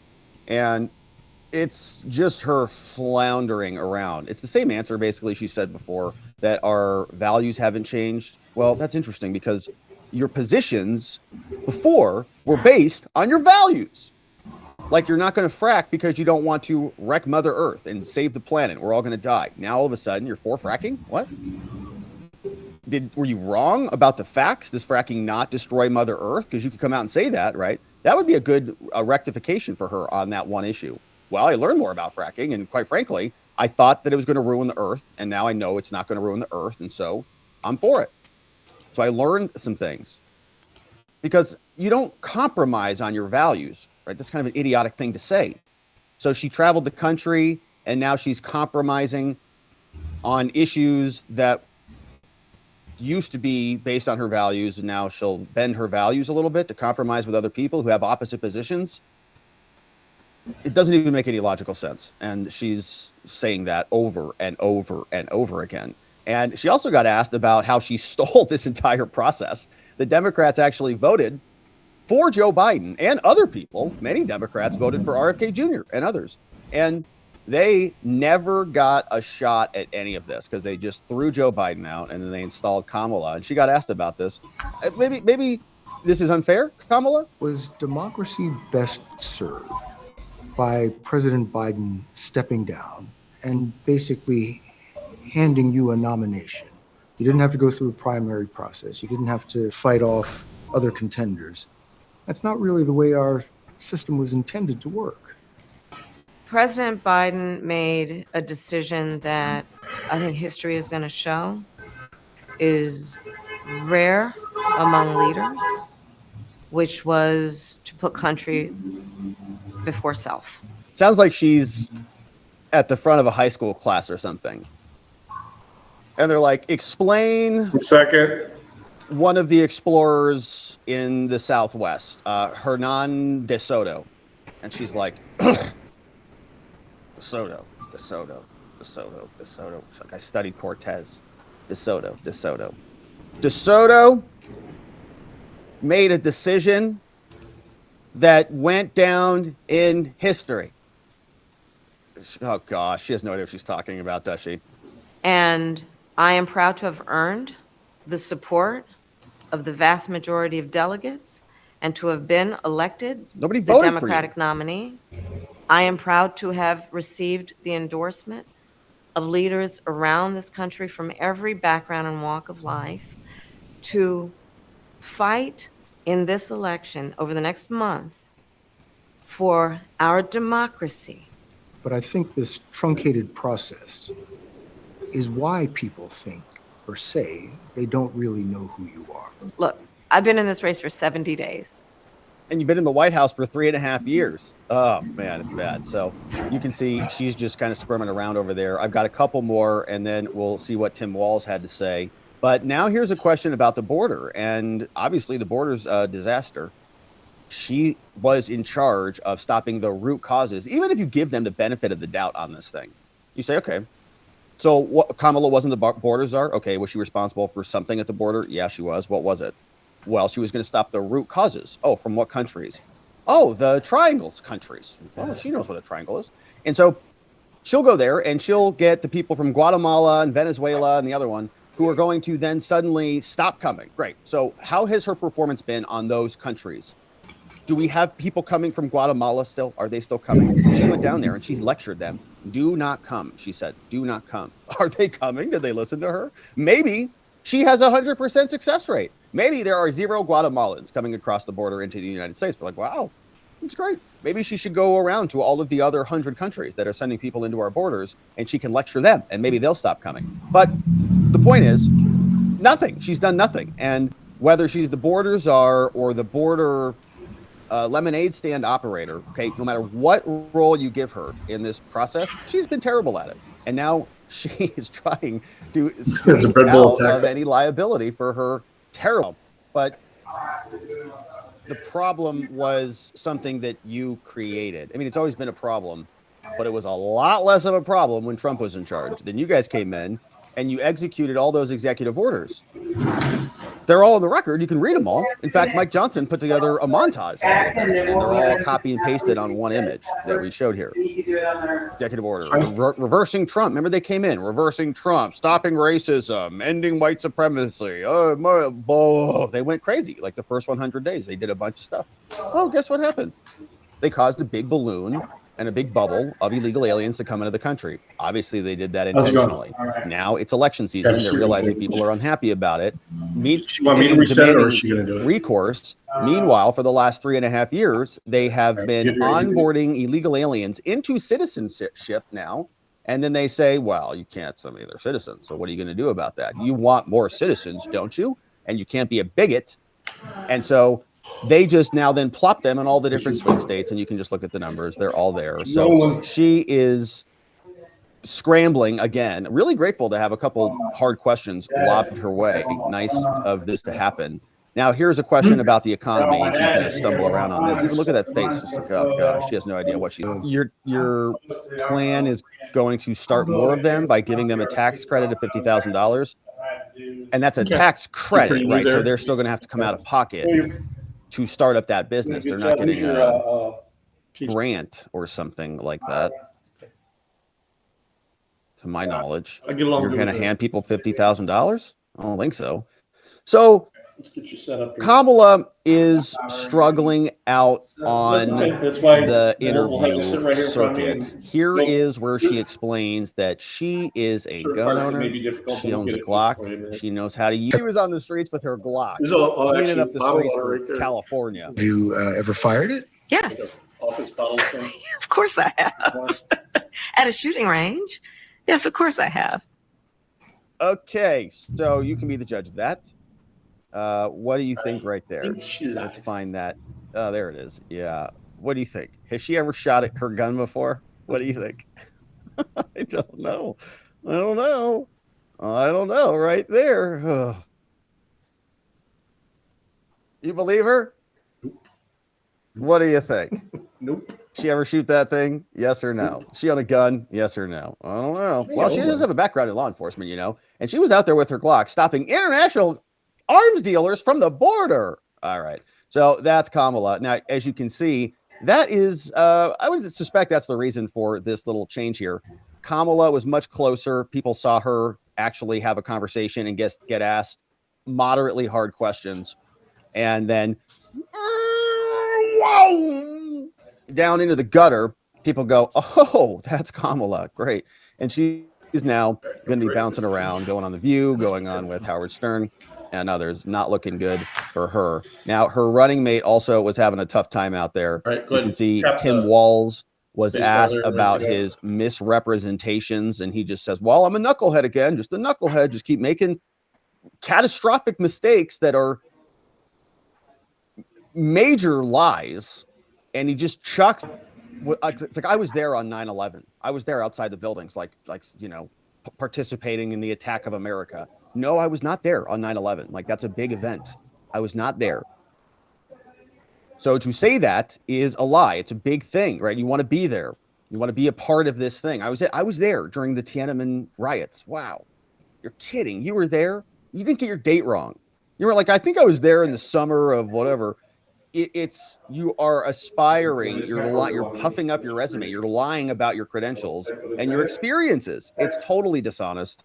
And you can't just chalk it up to being a knucklehead. Maybe once or even twice if you want to really give somebody the benefit of the doubt. But there's lie after lie after lie with this guy. And he would be if he's elected, one step away from the presidency, and he's supporting Kamala, who's also incompetent. So then we have an incompetent person and a liar. It's like, what are we doing?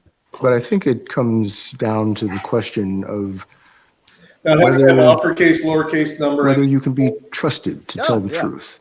Yeah, well, I can. I think I can. I will own up to being. They just cut it again. I think I can. Probably. Maybe I can. Cut it. All right. Yeah, I definitely can. Mostly. Well, if you're a liar, and if you lied about Tiananmen, and you lied about IVF, and you lied about your rank, and you lied about your chili recipes, Tim, how do we know you're not lying about being a liar? How do we know that you're not lying about being trustworthy? Being a knucklehead at times, but the folks closest to me know that I keep my word. In your well, you do. They do. He does mostly keep his word. I mean, he keeps his lies all the time. Until recently, he's been living the command sergeant major thing forever, the IVF thing forever, the Tiananmen thing. Now he's like, oh, well, he has kept his word, and he does basically say whatever he needs to.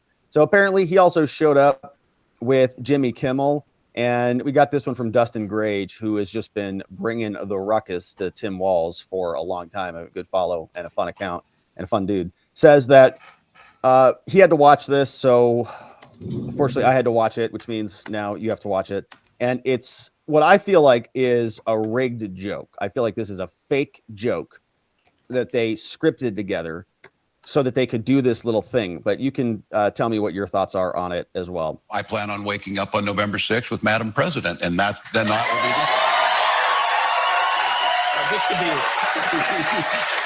be I want to be clear. You won't be waking up together. No, unless you guys have gotten closer than we thought. I have a problem about not being specific with my language, so thank you for that. Specifically right. I plan on. What did you think? Fake? Was that a fake scripted joke? Or was that some sort of an organic, funny moment, and they just were rat-a-tat-tatting back and forth? It felt pretty scripted to me, and it felt pretty cringe too, because it's an awful visual of Walz and Kamala. You can sit. Why would they want any of right that afterwards. in our brain? I have one at 1 o'clock today. So. We got some votes for fake. We've got some votes for organic. Yeah, spuds. Fake. Yeah, there's some fake. There's some reals. Either way, it's not a good visual of these two, Kamala and Walz, indicting each other like Fannie and Wade. Oh, no, we don't want that. So anyways, I felt like it was a scripted comment so that they could just say that he just misspeaks, right? It's like a joke. I misspeak all the time. Oops, I even joked about waking up with Kamala. What is Doug? Does Doug think that's funny? Does Doug think that's funny? Is he going to go backhand Kamala? Are you flirting with Tim? Ah! Again? I hope not, because obviously we know he's got a temper, and we have that from the story about his domestic violence situation. So anyways, that's Tim Walz having a tough time out there. And over at the White House, Karine Jean-Pierre is answering questions. And here was another angle of her suit from yesterday. I don't know if you guys saw this one, but here was her suit yesterday. We played more of her clip yesterday, but this was a different camera angle. This is real, obviously. You can see. And This is what she was saying at the White House. Can live securely side by side. Yeah, and a lasting and peace with equal measures of safety, opportunity, and dignity. yeah. Now, moving on to the hurricane, Hurricane Helene. President Biden and Vice President Harris continue Did you see the size of that hand when it popped up? Communities devastated by Hurricane Helene. Oh my gosh, where was that hand? Equal measures of safety, opportunity, Where's the other and one? dignity. Now, moving on to the hurricane. Right there. Oh, look at that. Oh, Kareem, man. I don't know what was with that outfit yesterday, but maybe she's on steroids or something. I don't know. She is Biden's senior advisor now, so she has to bulk up because she's got a lot of foreign wars to support now. So this is her senior advisor outfit. All right, so that's Karine. And that's the White House. That's our leadership at the White House. We've got Kamala, Vice President, Karine, and Tim Walz looking to lead the country into the future. All right. So that is just amazing. And that meme came from Dr. D.R.E. Fainzer memes. Dre Fainzer memes. Hilarious. Yeah, it's like the guy from Mario. It's like the guys from Mario with the huge shoulders and little heads. It's literally what she looked like yesterday. Hysterical. All right, so now elsewhere, we've got some drama. Oh yeah, they use the same bank as China's the same bank as now. does. Hurricane drama. They're saying Ron DeSantis is refusing to answer Kamala Harris's phone call. Ron came out, went Category 5 on the media and said, "This is not true at all. Okay, she didn't call me, and she's trying to make this political. Why doesn't she stay out of our affairs? She's done nothing to support us, historically speaking, and he's working with other people who are actually competent to solve this problem." And there's been a back and forth. In fact, Kamala even came out. She's talking garbage about this.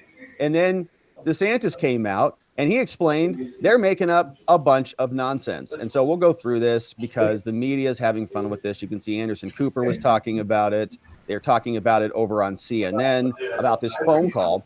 And even Kamala was on with The View today talking about it as well. So everybody's asking, is Ron not answering her phone calls? Okay, here was the report. It said he's refusing to take her phone calls. She called, and the source of all this came from some DeSantis aide, not even named. A source familiar with the situation said that DeSantis was dodging Kamala because they, quote, seemed political, according to a DeSantis aide.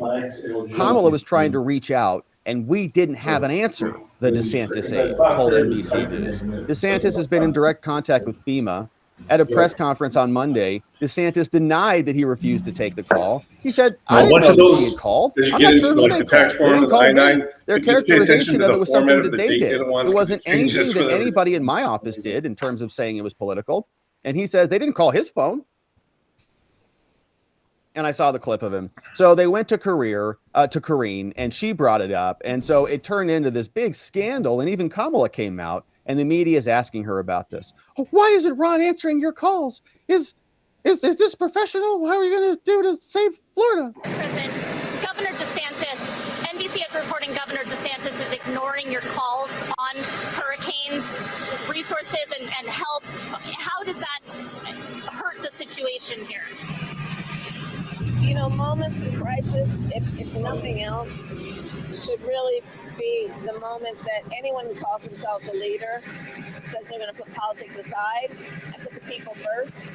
People are in desperate need of support right now, and playing political games with this moment in these crisis situations, these are the height of emergency situations. It's just utterly irresponsible, and it is selfish, and it is about political gamesmanship instead of doing the job that you took an oath to do, which is to put the people first. All right, so they always do that, right? They give these people like the dumbest questions, and then she answers them, and then takes one or two questions and goes up the flight of stairs. And we've seen this before. I think the last time she did this, there were questions like, are you going to give a speech about economics soon? She said, yeah, I'm going to give a speech about economics. It's going to be great. I'm going to reveal my plan for an opportunity economy, blah, blah, blah. I go, okay. Next question. What's your opinion about President Trump? And she, well, my opinion about President Trump, well, thank you, Madam President. And she, walks up. Okay, thanks for nothing. So she comes out. She's ranting about Ron DeSantis, who's actually they're doing things. And so Ron came back out. As you saw, he had a press conference where he said this was all nonsense from her camp. But here is Ron explaining more. Right, and Hurricane Helene was a Category 4 storm. It did significant damage to the state of Florida. We've been on this footing now for 2 weeks straight in terms of preparation, response, and now we have an even bigger storm that's bearing down, as you pointed out, in a very populated area, potentially could do even more damage. And we've been laser focused on leveraging all resources available, including from the federal government. And I've been in touch with both FEMA and the president, as well as marshaling all our state agencies and working to support our local communities. And so for Kamala Harris to try to say that my sole focus on the people of Florida is somehow selfish is delusional. She has no role in this. In fact, she's been vice president for 3.5 years. I've dealt with a number of storms under this administration. She has never contributed anything to any of these efforts. And so what I think is selfish is her trying to blunder into this. No. And here's the thing. She has no role. No, she has no role in this process. So has she ever called before this event?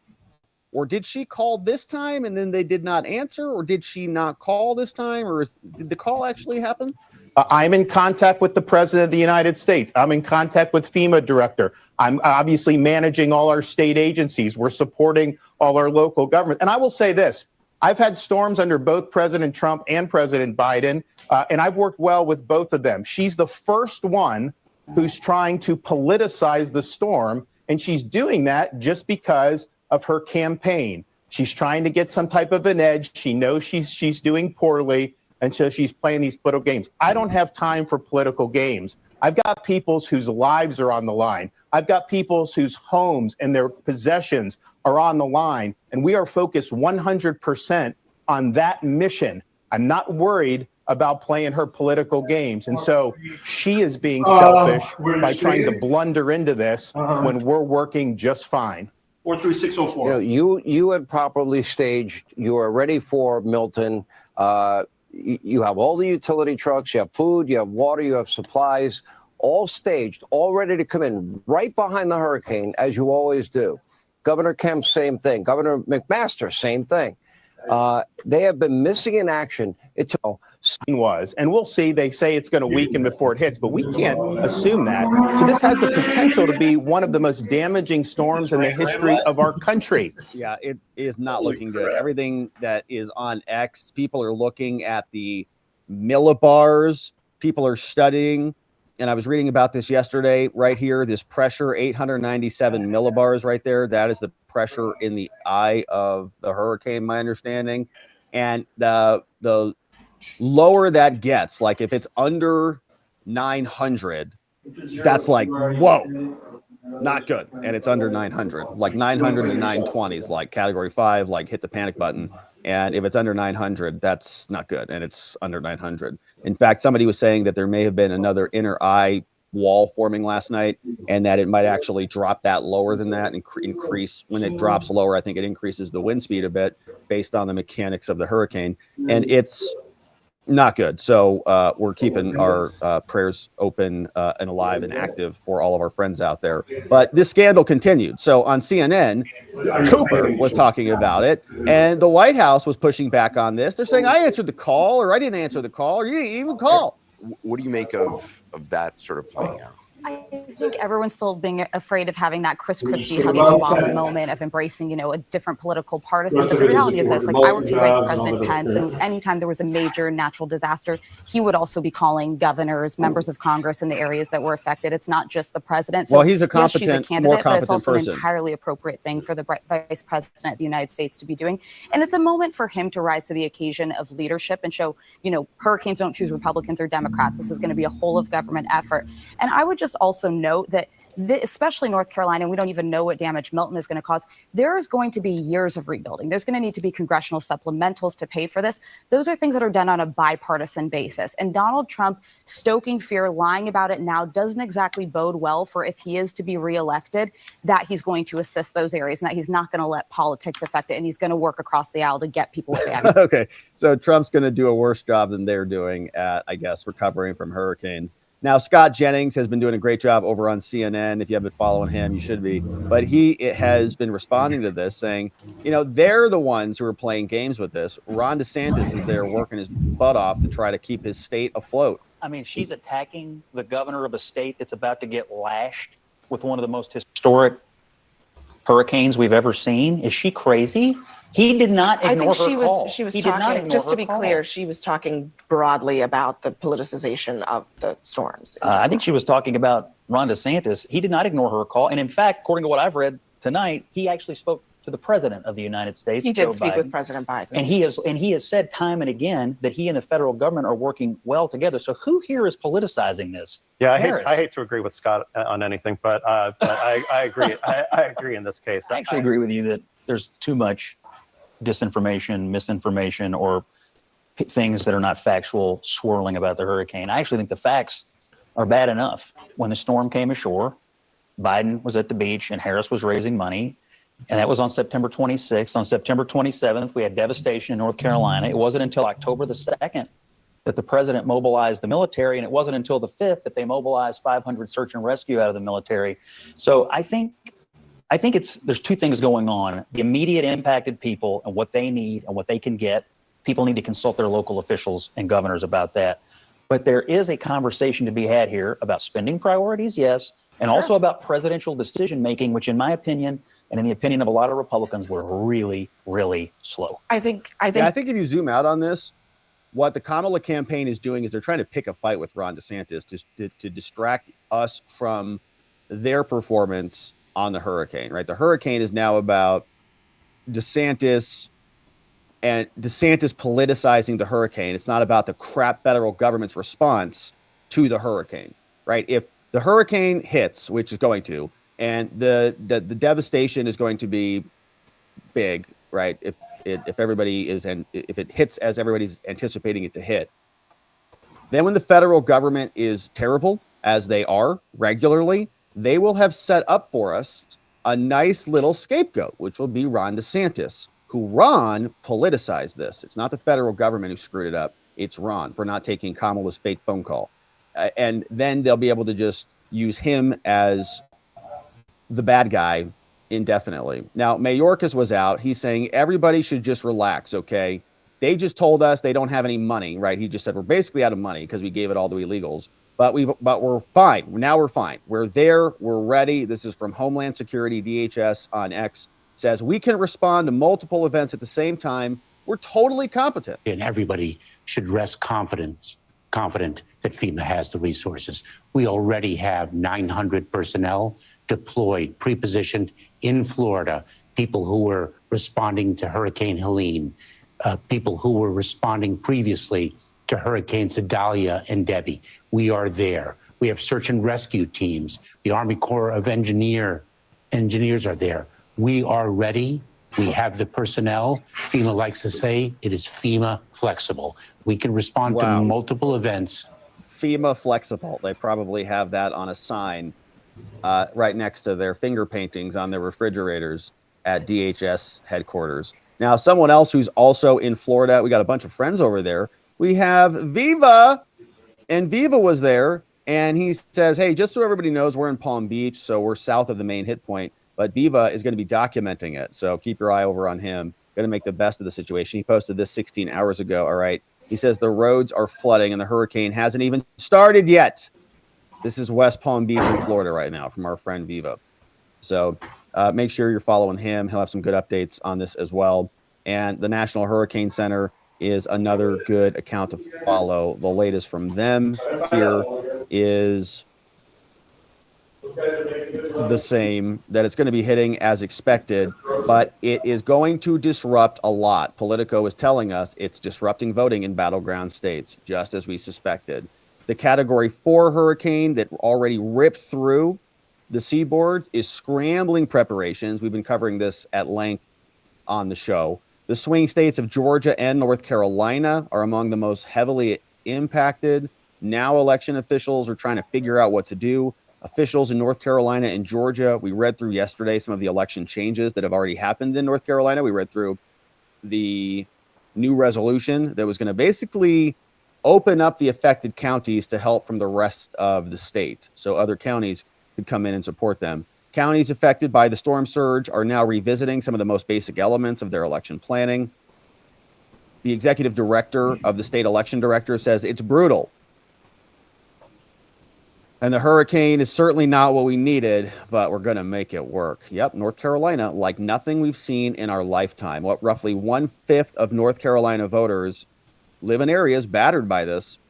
And so this level of uncertainty this close to election day is daunting, which is why we've been spotlighting this story and these stories, because every time there's a crisis or an emergency, the Democrats come in, they never let a crisis go to waste. That's their language, not ours. So we just take them at their words, and we've seen it happen before. So even Politico is saying this is something to keep our eyes on, and we've got another one coming in Florida. So we will do that. We'll keep our eye on it. All right. And then lastly, my friend, speaking of these swing states and these battleground states, I wanted to share this with you.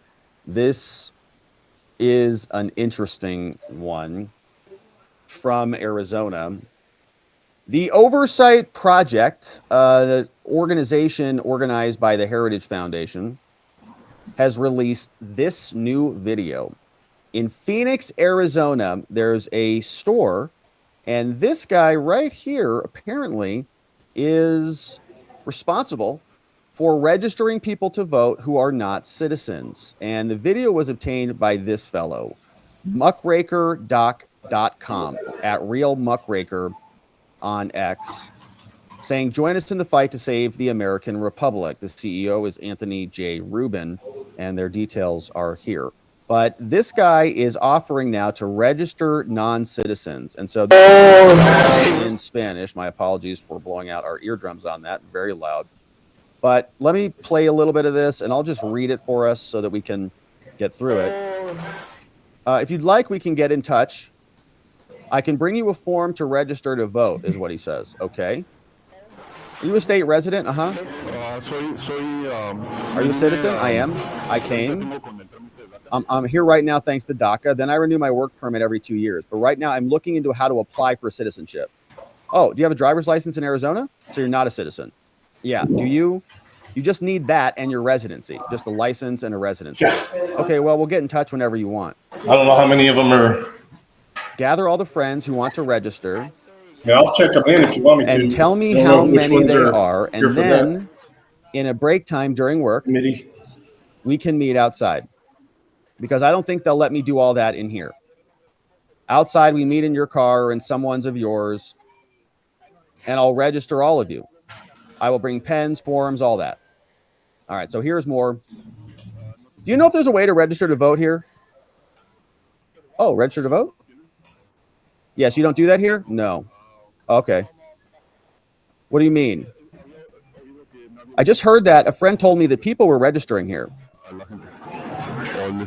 Or that they were providing information about it. He told me that it was here at Price. No? I'm not sure. Because I work for an organization that registers people to vote. But I'm not sure if anyone was registering people here. Oh, really? Yeah. Okay. Well, I guess that's usually done at the DMV or somewhere like that. Yeah. Okay. Do you want to register? Well, I wanted to learn more about it. What do you want to know? I'd like to know a little bit more about it. Well, I heard that recently, several places like Washington and New York are implementing policies to assist individuals, yes, applying for citizenship in registering to vote. So I wanted to know if I can get more information about that. Arizona is doing the same thing. To assist you in obtaining citizenship? That too, and if I could register to vote. But, yes. If you'd like, we can get in touch. I can bring you a form to register to vote. Okay. Are you a state resident? Citizen? Are you? I am. I'm here right now thanks to DACA. Then I renew my work permit every 2 years. But right now I'm looking into how to apply for citizenship. Oh, do you have a driver's license in Arizona? Yeah. Do you? Okay, you just need that in your residency. Okay, yeah. If you'd like, I can give you my number so I can bring you a form. And when you come, if I'm here, I can help you register. Okay. Well, thank you very much. What's your name? Pedro. Pedro something. Thank you. Okay, you're welcome. Let's see. Pedro, putting it into his phone. Aguilar. So that's pretty Crazy, funny. dude. So I think they bleeped the name out, and then they didn't bleep the name out. Or maybe the last name was bleeped out, but that was his middle name. Okay, so let's back up a little bit, because what's interesting here is he's saying that if you have a driver's license ID, a driver's license will register you, right? And in Arizona, in order to get a driver's license, they should be confirming that you are a citizen, right? We do not give driver's licenses to non-citizens here. So as long as you have an Arizona driver's license, is what he asked about, you should be good. Do you have a driver's license in Arizona, right? Is what he asked about right there specifically. And so that should theoretically, unless you're in one of those other categories of those people who were not checked, right? We have a bucket now of 210,000 people that had an MVD problem, and we don't know, I guess, who's in that list. But at least that part alone, a driver's license, they should be doing the checking on citizenship. All right, so let's pick this back up. So then he says, okay, Pedro, and he's going to tell us that he works for this organization, right? That's how this whole thing started. And I think that's why they came in and were talking to this guy, because they know that he works at this organization. So then they ask him about this organization, and here's what he says.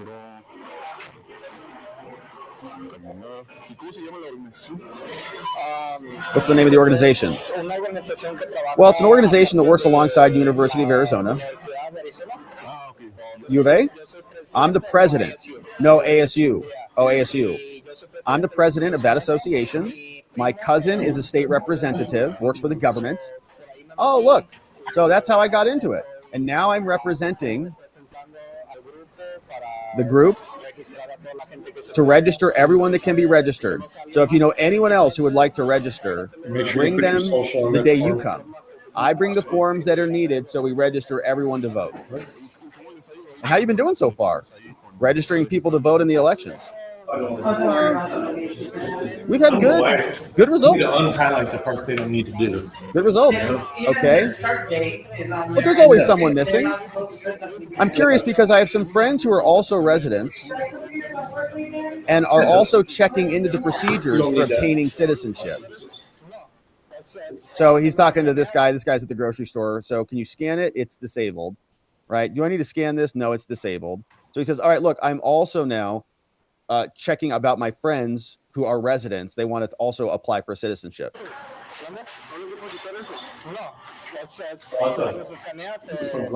I don't need to remove the checker thing. Okay, thank you. I never seen it like that. Yeah, I'm curious because I have friends who are also residents. And since, well, you help them register. And so now, as I told you, I heard that in states, like New York and Washington, they are helping the community that is applying for citizenship. They're helping them. And they contribute a lot to the local population. And so they're trying to help them locally. Well, we'll get in touch whenever you want. Gather all the friends who want to register, and you tell me how many they are. And then in a break time during work, we can meet outside. Because I don't think they'll let me do all that in here. Oh, yeah, sure. Outside, we meet in your car and someone of yours. And I'll register all of you. I will bring pens, forms, all of that. Okay? To register you, and so you can all vote. One of them got logged out. Oh, well, okay. Hey, Pedro, thanks a lot, buddy. No problem. Thank you very much. You know what? This is me going to help my other job. He says, well, okay, all the best. Yeah. Right. And that's it. So there you go. So again, it's curious, right? And he's not saying specifically outright in here that they're going to register illegals to vote, right? He's not saying that specifically. He never said that. It's kind of implied. He says, I'm curious because I also have some friends who are residents, right? Residents, are they citizens? He didn't ask about federal applications status. All right. Like, do they have green cards? Do they have social security numbers? Nothing like that, right? They're residents. It seems like it's kind of implied. And then you've got some questions about his cousin, who's a state representative, and he's the president of some organization, and they're just registering people. And then the question is, are they checking back at the state board of elections? So interesting, very interesting exchange there. I don't think there's evidence here that would lead you to arrest this guy or something like that, because he's talking. Maybe he's just registering everyday residents who also happen to be citizens, and they're just going to show up and have a registration party From here, out there. They're residents who also are citizens. They also have Arizona licenses, and they've been checked by Arizona or not, right? These are people that they're just going to have to fill out the forms with whatever ID they have. We still can't check actually all get the into the operating boxes, system. get them registered, No. they'll all get ballots, and nobody's going to check on the back end, because the people on the back end are fine with it happening, as we know. And they are fine with it, because in the Pennsylvania lawsuits and in other lawsuits we've covered, they don't even check. They say don't even match the social security numbers on the UOCAVA forms in Pennsylvania and elsewhere. Make sure they don't even count the dates. So the people who are actually looking at these forms, they're just waving them in, mailing the ballots out, rubber stamping them. And so this is a curious one. It's from the Oversight Project. They're a Heritage Foundation organization, and this is their report from Muckraker. So non-citizen, no one's registering a non-citizen DACA recipient, right? But he was kind of in there saying that he was a citizen, but he's kind of through DACA. It's like they didn't really get to the bottom of that. He's like, are you a citizen? Yeah, I am. Oh, okay. You have a license? Yeah, I do. Okay. So we can register you to vote? Sure, we can. What about all these other people? That's the world we're in now. See, I'm old school. I'm back in the Feels like we all know what's happening, but they're being very sneaky about it.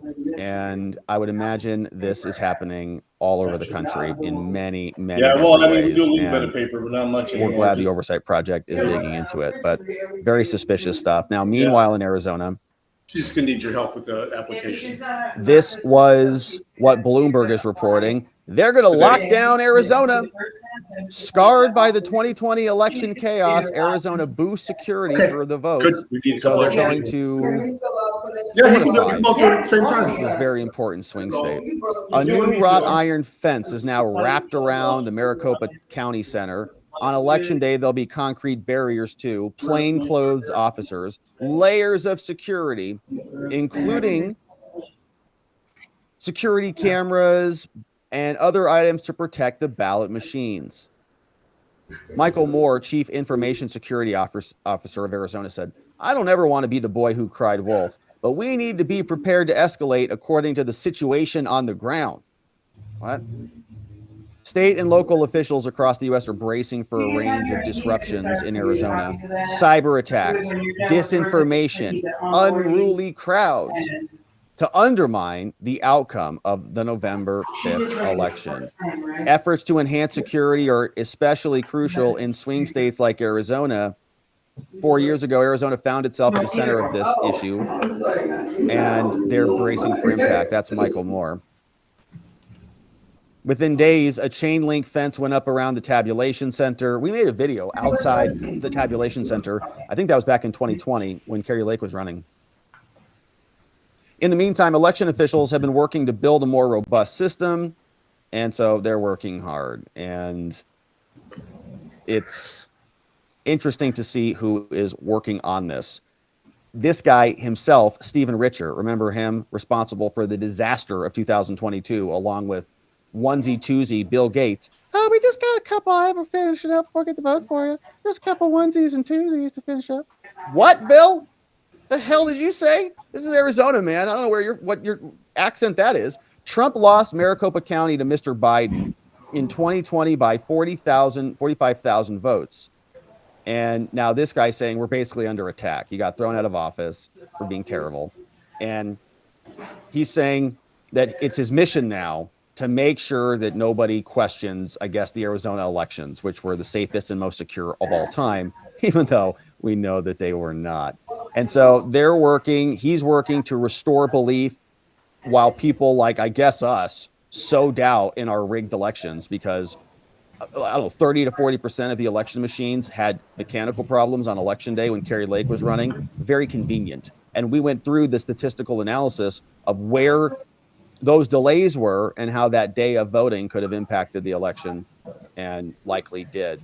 And now there are 210,000 people with unconfirmed citizenship who are now going to be voting in Arizona. And these people apparently were also on the ballots, also on the rolls in 2020. So if they're unconfirmed this year, 4 years ago, what was everybody checked and they just added 218,000, or were those 218,000 people also on the rolls back then? They were, obviously. So every time they come back out and they say safest and secure election of all time, no, there were 210,000 people, 18,000 people, maybe less, maybe more, unconfirmed in Arizona. That was an election in a contest by 12,000 votes. That's all. Wild. So they're moving forward with this, and we're trying to determine who is actually on this list. We'll see if we can get to the bottom of it. But we know America First Legal has filed a lawsuit against Arizona secretaries to say and see who is on the list. For some reason, they don't want to show us the details. But now let's see what you have to say about this, my friends. It's a beautiful day. It's a beautiful Tuesday. And I see some great comments and some great donos in the house. You guys rock. Hey, let's see who's here on the day. Hey, Just Rhonda. What's up, Just Rhonda? You got blocked again on YouTube? What is going on, Just Rhonda? I saw you back over there. I just saw you back, right? Like you were blocked a couple days ago and then you were back. I don't know why. I didn't even have a chance to be naughty today. The block apparently occurred almost as soon as the Thank you, live stream Alicia. began. I know it's not you or any of the mods. I guess I'm a huge threat to democracy. That is weird. Just want to let everyone know I'm here, trying to communicate with all of my friends, but I guess my words are threatening to someone. Wishing everyone a great Taco Tuesday. Just Rhonda. That is really frustrating. Yeah, I don't see you in the chat at all. If you have any problems, just let me know. Okay. Can I tag you? Yeah, let me see. Just Rhonda. See if I can tag you. It's showing up as a tag in the chat. I don't know if it... Anyways, I just sent it. Anyways, we'll see if it shows up. Hey, Miss Lucky says, you can get a driver's license and a social security without being a citizen. All I needed was my permanent resident card. In Arizona? Really? Okay, I stand corrected. Miss Lucky. All you needed was your permanent resident card. So maybe with a permanent resident card. Not interesting, Miss Lucky. Thanks for the update on that one. Carrie B says, Rob, I also heard that Kamala's camp somehow got ASU students and parents' phone numbers for a text campaign. Yeah, we talked about that yesterday, Carrie B. It was a good one. Hardened Patriot says, apparently the Arizona RNC lawyer left. I guess he's been stalling. Yeah, that came up yesterday. And now the RNC doesn't have a lawyer, says Hardened Patriot. Yeah, I saw that floating around. Yeah, green card holders can get a license if you've got permanent residency. I think Arizona's stricter. Do you have a license in Arizona, Miss Lucky? Let's see. Let's look that up. Arizona driver's license. Let's see what this gives us. Yeah, so foreign applicants. So permanent resident, Form I-94 or employment authorization card are all good. So like it's stricter than other states. Arizona is definitely stricter than other states. So like California, they don't require like anything. So here, foreign applicants from the Arizona. So if you're a permanent resident, which, you know, like an illegal shouldn't have that. An employment authorization card shouldn't have that either. Or Form I-94. I don't know what that is. So like Miss Lucky, you're on the books, right? So you're a permanent resident, so you're good. So Form I-94, this is a Form I-94 is going to be admitted to the U.S., adjusting status while in the U.S. or extending their stay. All persons. So like you're on the books. So if you have that, in order to get a license in Arizona, or you're a permanent resident, or you have an employment authorization card. So something like this. Social Security, some sort of a visa. This is the I-95 form. Or if you're a permanent resident, right, you also get it. But otherwise, like if you're not, if you're just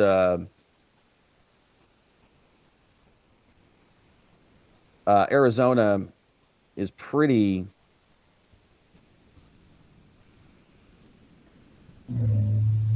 yeah, so see here, a driver's license issued by a state. So this is the Arizona law.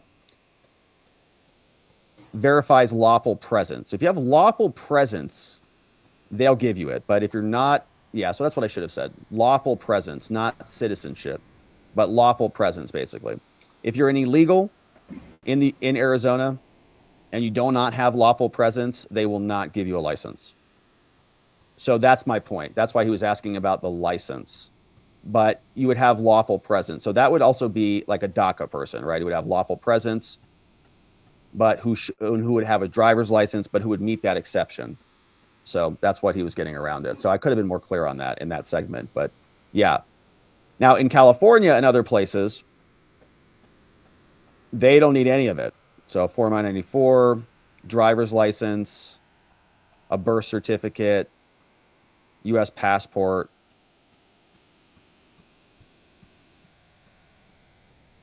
Anyways, so good details going into the nuances there. Thank you for that. And Carrie B, yeah, ASU GOP.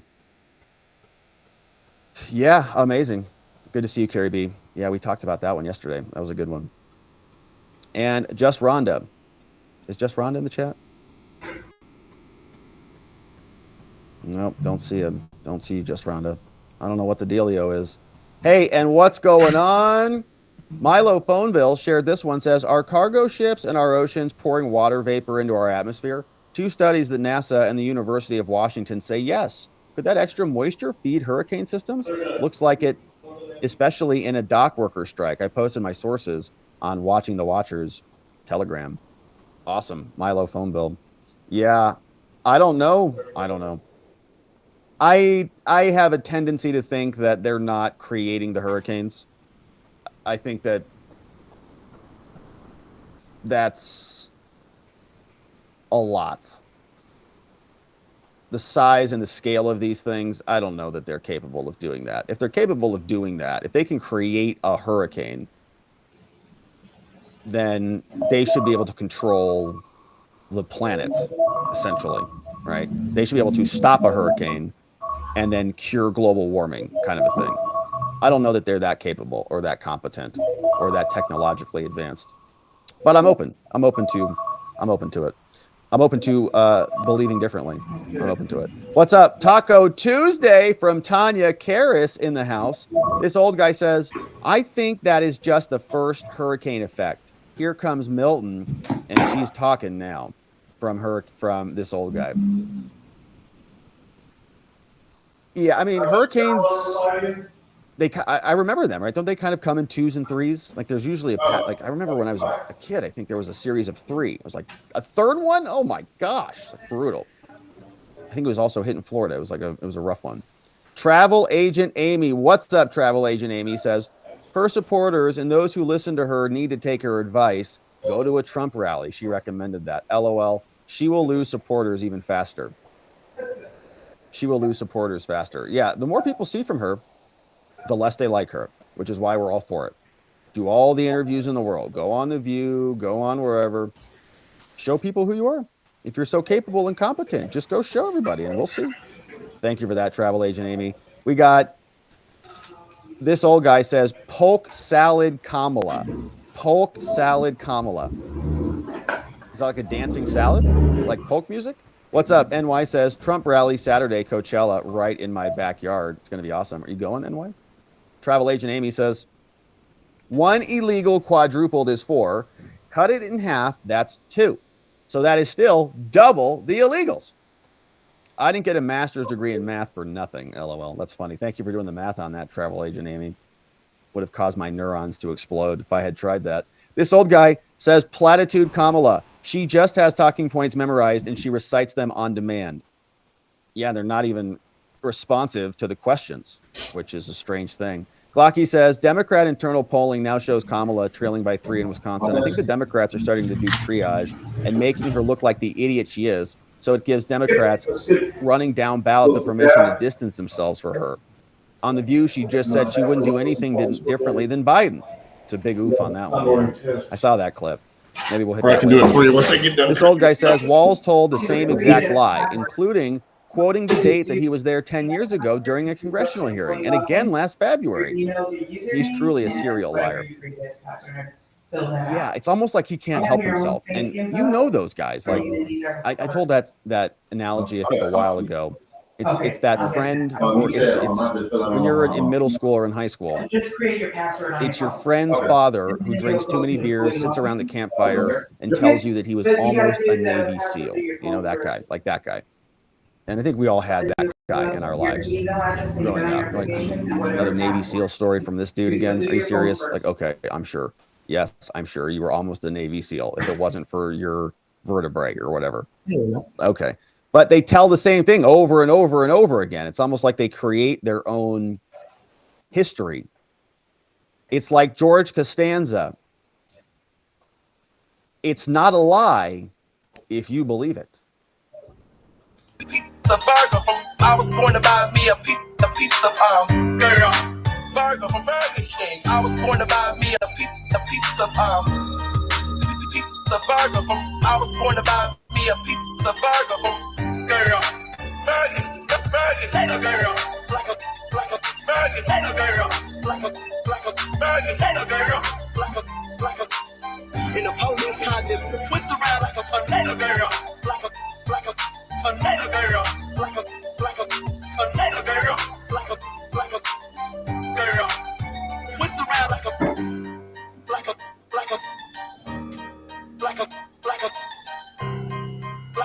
could speak completely freely, far more freely online if he, for example, had taken the route of Joe Rogan or this program. Instead, he went with satellite radio in the 21st century. And so he spent a significant amount of time crapping on podcasters. Podcasts are fine. You want to make a podcast, sit in your room and make a podcast. You want to make money and become a broadcaster and actually get a following. You've got to put yourself to the test. And if you sit in your room and do a podcast, you're pretending to be a broadcaster. Take the podcast and throw it out the window.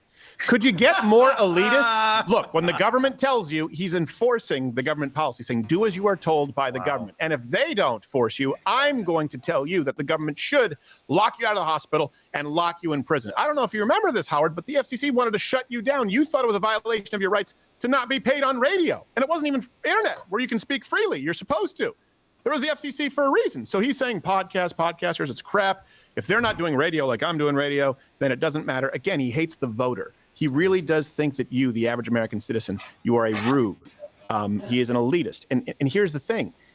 He changed his broadcasting style in the, I would say, the mid-2000 teens. And that was when there was the emergence of podcasting. Then you saw, the kind of woke mob sort of rise up. I think he was afraid of what he had done in the past. And his show wasn't doing as well because his shock jock stuff wasn't as shocking anymore. There was a leaked company-wide seminar in the 2000 teens showing Stern freaking out over the future of the show and wanting to change everything. Why? So they could make more money. This is everyone who's sitting here job, not just mine, because you know what? If this show isn't here in 3 years, you don't have a job.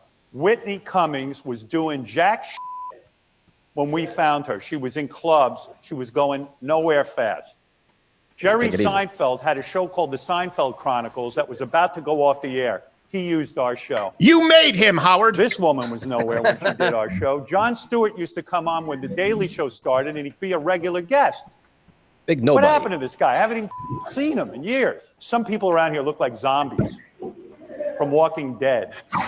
Does he know what he looks like? A college radio station. We look like we have homeless people working here. And I got to tell you something that's off-putting and scary.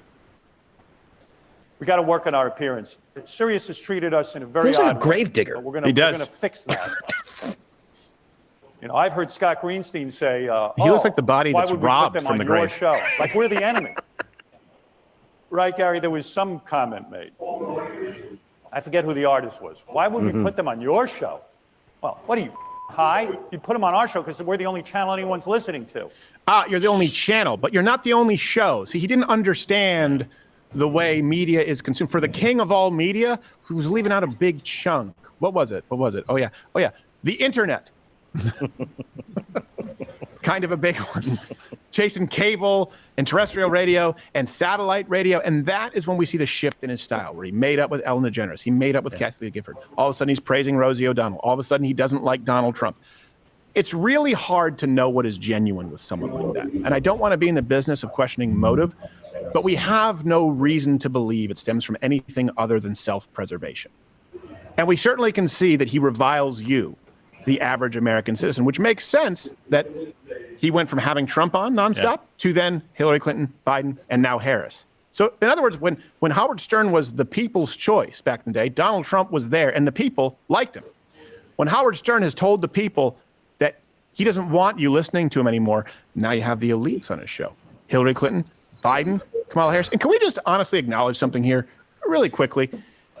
Biden, Clinton, Harris, okay, versus Donald Trump. Who's more cool? Think about it. Yeah. Who's more likely to do well on that show? And bring an Exactly. audience? Like, do you think people really want to tune in and hear Hillary Clinton? By the way, her interview was at the end of 2019.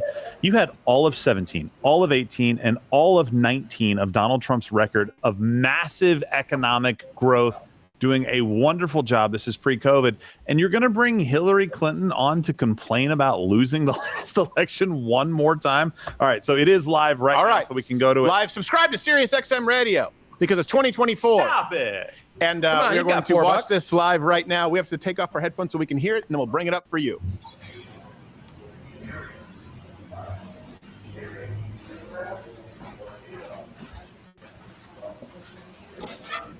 So they're doing kind of the intro. They're doing kind of the intro. Can you give us a little more volume or no, just a little bit?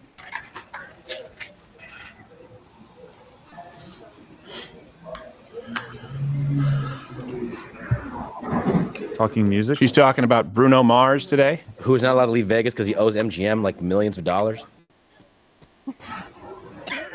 So this is the fluff, starting out musical taste. Kamala Harris. I'm just like you. I like Bruno Mars and Pitbull.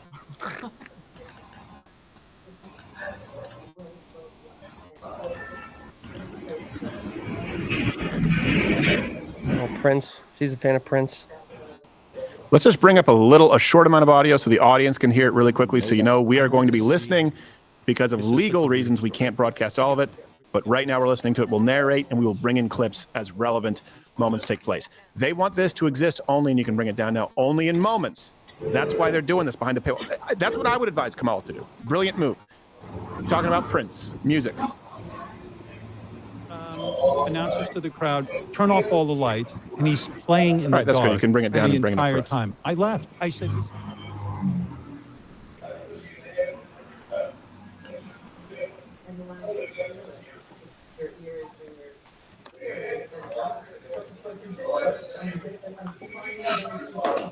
Talking about Prince.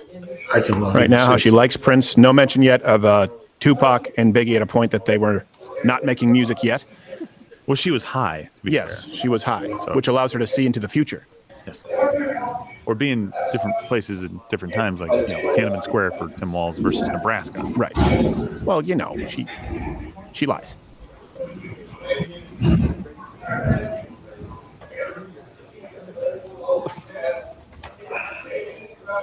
He's accusing Donald Trump of being a narcissist. He said, I was raised not to be a narcissist. Thank you, Mr. Self-professed king of all media, internet notwithstanding.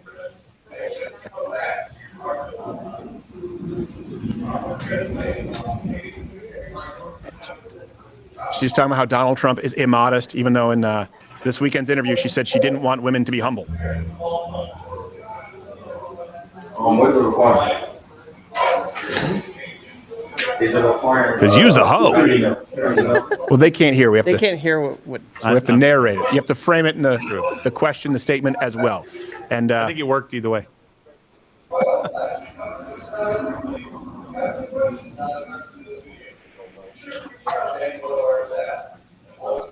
He wants it to go saying well that he's for very her? nervous interviewing her because he wants it to go well for her and he wants it to go well for the country. But the two are mutually exclusive, Howard.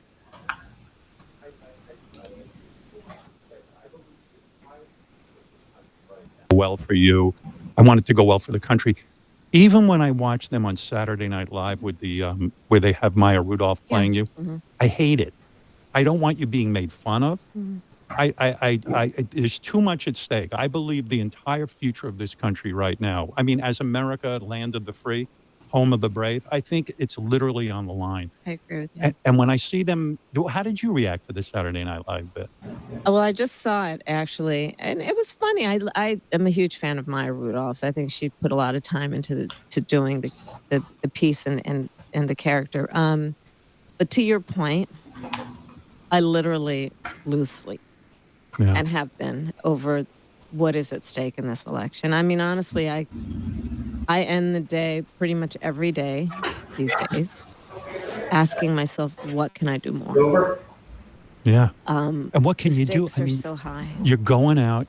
You're coming here. You went on The View this morning. Yeah. You're going to the shows. You did 60 Minutes.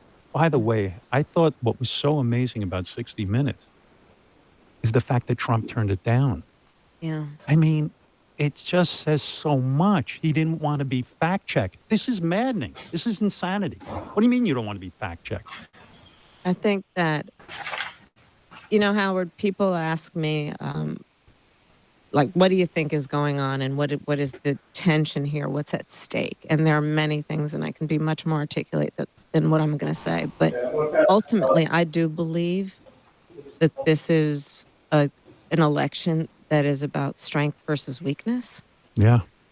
And weakness as projected by someone who puts himself in front of the American people and does not have the strength to stand in defense of their needs, their dreams, their desires, the work that must happen to make sure that we are a secure nation, that we are nurturing and protecting our alliances around the world, that we are supporting America's military, that we are fighting to bring the cost of living down for working families, that we are building businesses, building growth. Did you ever think in your lifetime you would see a Republican not supporting NATO and wanting to disassemble NATO? I mean, what world are we living in? And This is all weird. NATO, which is the greatest military alliance the world has ever known. It's what my you wanna father's talk general. about strength? Yeah. That is strength to embrace that alliance as America, as Americans.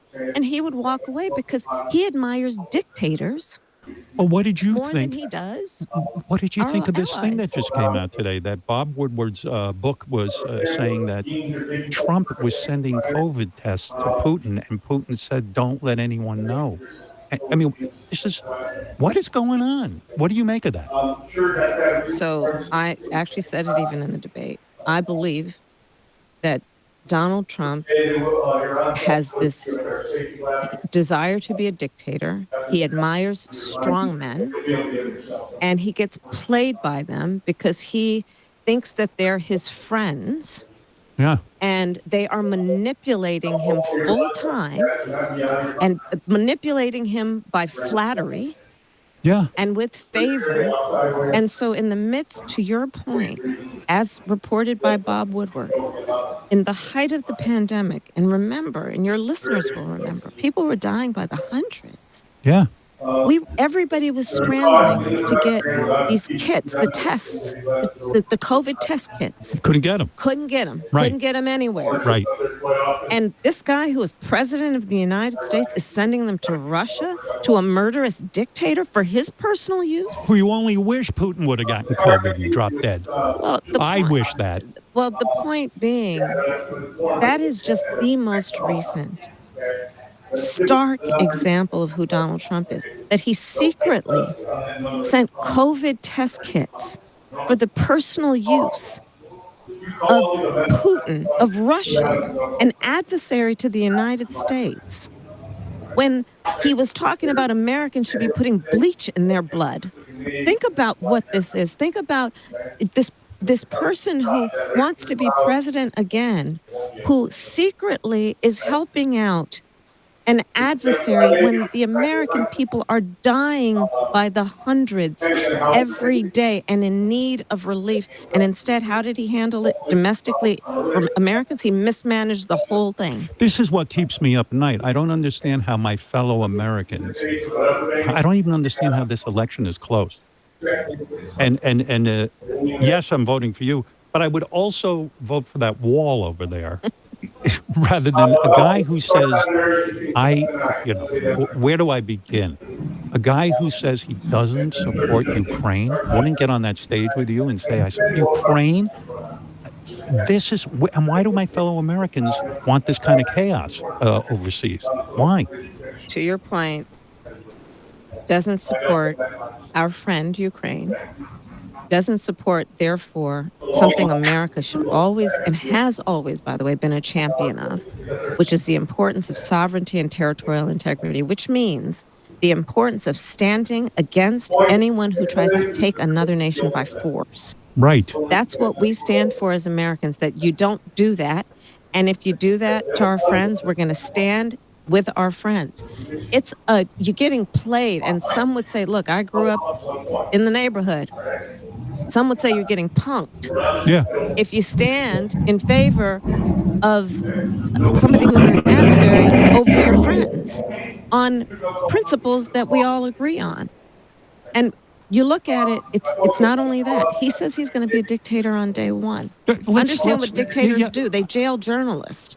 They put people who are protesting in the street in jail. He said he thinks he wants to go after Jimmy Kimmel, a comedian. He wants to go after Stephen Colbert and Seth Meyers.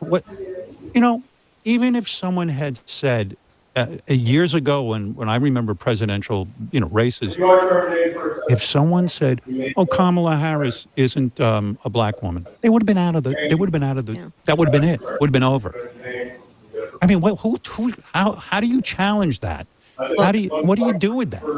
But back to the point about what it actually is, and then let's talk about it and call it what it is. It's a sign of weakness in a leader. Yeah. To not stand in defense of your people, the American people. It's a sign of weakness in the commander-in-chief of the United States of America to not stand on the side of supporting your military. Don't forget Donald Trump calling members of our military prisoners of war, suckers and losers. John McCain, he doesn't like him. Absolutely. Because he got captured. He says he doesn't like him because I don't like people who got caught. A prisoner of war, an American hero. Yeah. Think about this guy who, by the way, his former chief of staff, 2 secretaries of defense, his national security advisor, people who served with Donald Trump in the White House, have said he is unfit to be commander-in-chief and is dangerous. So the people who know him best have let us know. They've seen him. They've worked with him in the Oval Office, and they know he is dangerous and unfit to be president of the United States. I mean, his own vice president isn't voting for him. That's exactly right. How could anyone justify any of this? I don't get it. It's madness. And I know Donald Trump so many years. He was at my wedding. I always had a good time with him, but not as president of the United States. You can't come out with these wacky eating cats and dogs. And now these poor people who are living in these communities are getting threatened. You know, Howard? You can't dine with Nazis. You can't do it. The thing about the cats and dogs, and again... Oh, when you were doing the debate, yeah. What was going through your mind when he said the cats and dogs? Did you say to yourself, I just won this thing. This guy's self-destructing. Did you say it to yourself, or did you not know in the moment?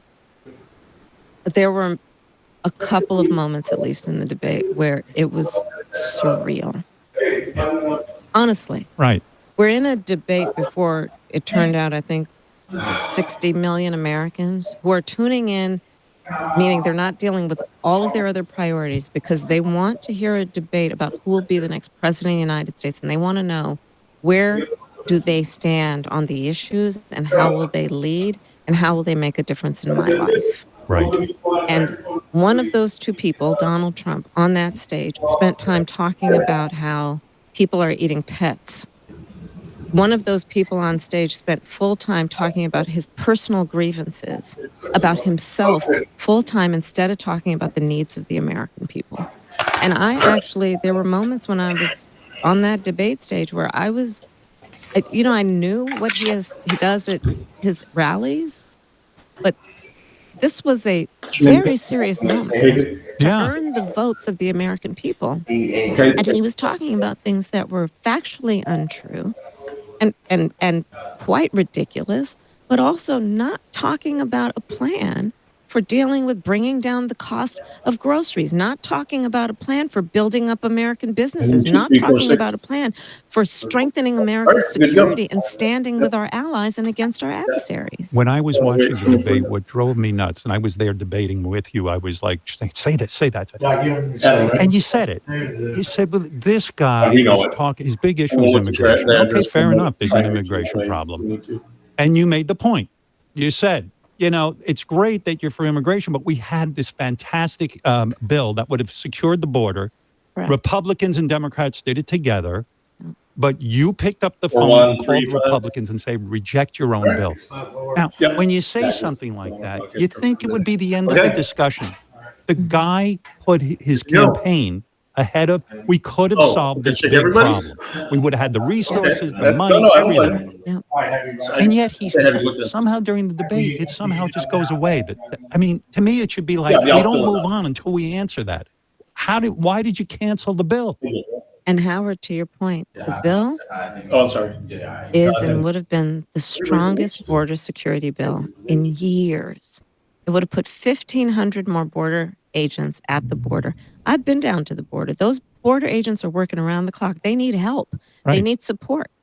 And this bill would have done that. 8619. In fact, the Border Patrol agents have supported the bill. It would have stemmed the flow of fentanyl. I'm traveling our country, meeting with mothers and fathers and children of people who have died because of fentanyl. This would have put the resources into stemming the flow of fentanyl coming into our country, killing Americans. Yeah. It would have done work to allow us to go after transnational criminal organizations. I am a former prosecutor, as you know. I have prosecuted transnational criminal organizations who are trafficking guns, drugs, and human beings. This is not theoretical for me. I know what they do, and we should have the resources to go after them. Don't you want to say to the people who support him, what are you not hearing? Are you not hearing that we had a bill to solve this big problem? You're all afraid of this. Understood. We understand that. To enter the country every year. I hear these interviews from people who are voting in the other direction, and I don't understand. There's no, it's all chaos. It doesn't make any sense to me. I used to like Howard. Speaking about being a district attorney and a prosecutor, I'm curious about that phase of your life. Okay. So you go to law school, and really it's sort of against all odds. But what's fascinating to me is you get out of law school, and you get a job as a prosecutor. Yeah, in Alameda County. The seat is Oakland, California. And what is it? What prepares you to go? In other words, at first I assume you go in front of a jury. Yeah. And they give you some kind of easy case. I'm hoping, like maybe you start with DUIs. Usually. DUIs. Yeah. Were you a wreck the first time out of law school, and you go in front of a real jury, in front of a real judge, and you have to prosecute, even though it's a DUI? No, she's been gifted. What is that moment like for you? So I started by the first case I actually prosecuted was when I was a certified law clerk. So. It's a couple minutes because this is okay, especially if you subscribe to SiriusXM. I hate you. This is a clip from just about 3 minutes ago. Play. Oh, did you when you were doing the debate? Yeah. When what was going through your mind when he said the cats and dogs? Did you say to yourself, "I just won this thing. This guy's self-destructing"? Did you say it to yourself, or did you not know in the moment? There were. You mean how delusional is she? Moments, at least in the debate, where it was surreal. Honestly. Right. We're in a debate before it turned out, I think, 60 million Americans who are tuning in, meaning they're not dealing with all of their other priorities because they want to hear a debate about who will be the next president of the United States. Define the debate next. Where do they stand on the issues and how will they lead and how will they make a difference in my life? Right. And one of those two people, Donald Trump, on that stage, and immigration wouldn't play into that, would it? Talking about how people are eating pets. one of those people on stage spent full time talking about his personal grievances, about himself full time, instead of talking about the needs of the American He's not people. from Springfield. And there were moments when I was on that debate stage where I knew what he does at his rallies, but this was a very serious moment to earn the votes of the American people. And he was talking about things that were factually untrue. Kind of like you saying there are no states that have ridiculous, 9-month abortion but laws. also It's actually not 9 states talking plus about Washington, D.C. plan Kind of like for you saying dealing Donald Trump with killed the bringing border down bill. the He wasn't in cost office. of Kind of like you groceries, saying you not have record talking low about unemployment. a That's plan not true. for That building- inflation's not a problem. That's not true. Kind of like you saying that you went down to the border when you had not, in fact, gone down to the border. Kind of like you saying that you're going to do a bunch of things that you have had the ability to do while you were vice president. Kind of like saying you cut the immigration across that border, illegal border crossings, in half, when in fact they were quadrupled because of the policy of your administration. And then you tried to undo some of them. Kind of like saying you can't do anything unless Congress acts, when the fact is every border policy that has been catastrophic in this administration comes from the pen executive order. Yes, let's talk about who's not being truthful. Let's go back to listening to lasting peace with equal measures of safety, opportunity, and dignity. the self-filleting Now, interview. moving on to the Hurricane Helene. President Biden and Vice President Harris continue to use every tool available to help. Just say when you left. By Hurricane Helene. I'll just pull you up. That way they can see it came right from your file.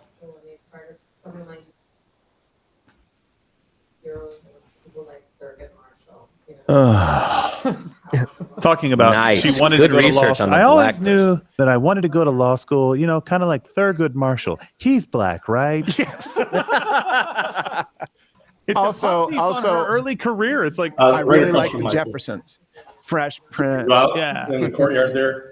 Right I across don't from know the if bakery. Urkel, in fact, There- did there's that, a bathroom right across. but I wanted to see more. Just give me a second.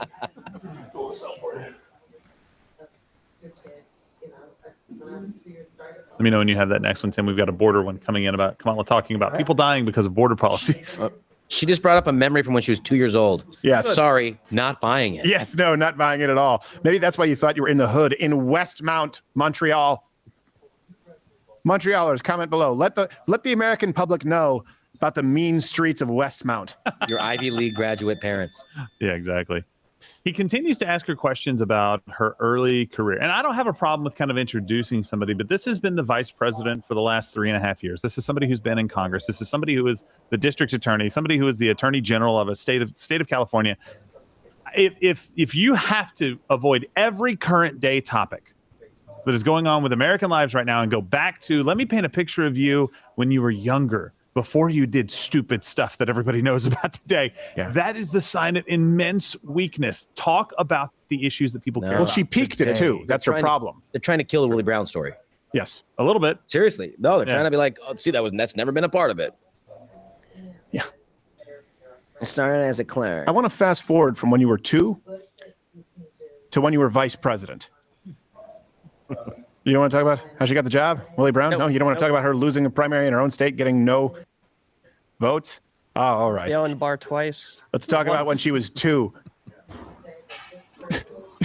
This is the most bizarre. If you would have told me in the year 2005, even the year 2008, that I would be listening to Howard Stern kiss the ass of a totalitarian pro-censorship presidential candidate, I probably wouldn't have believed you.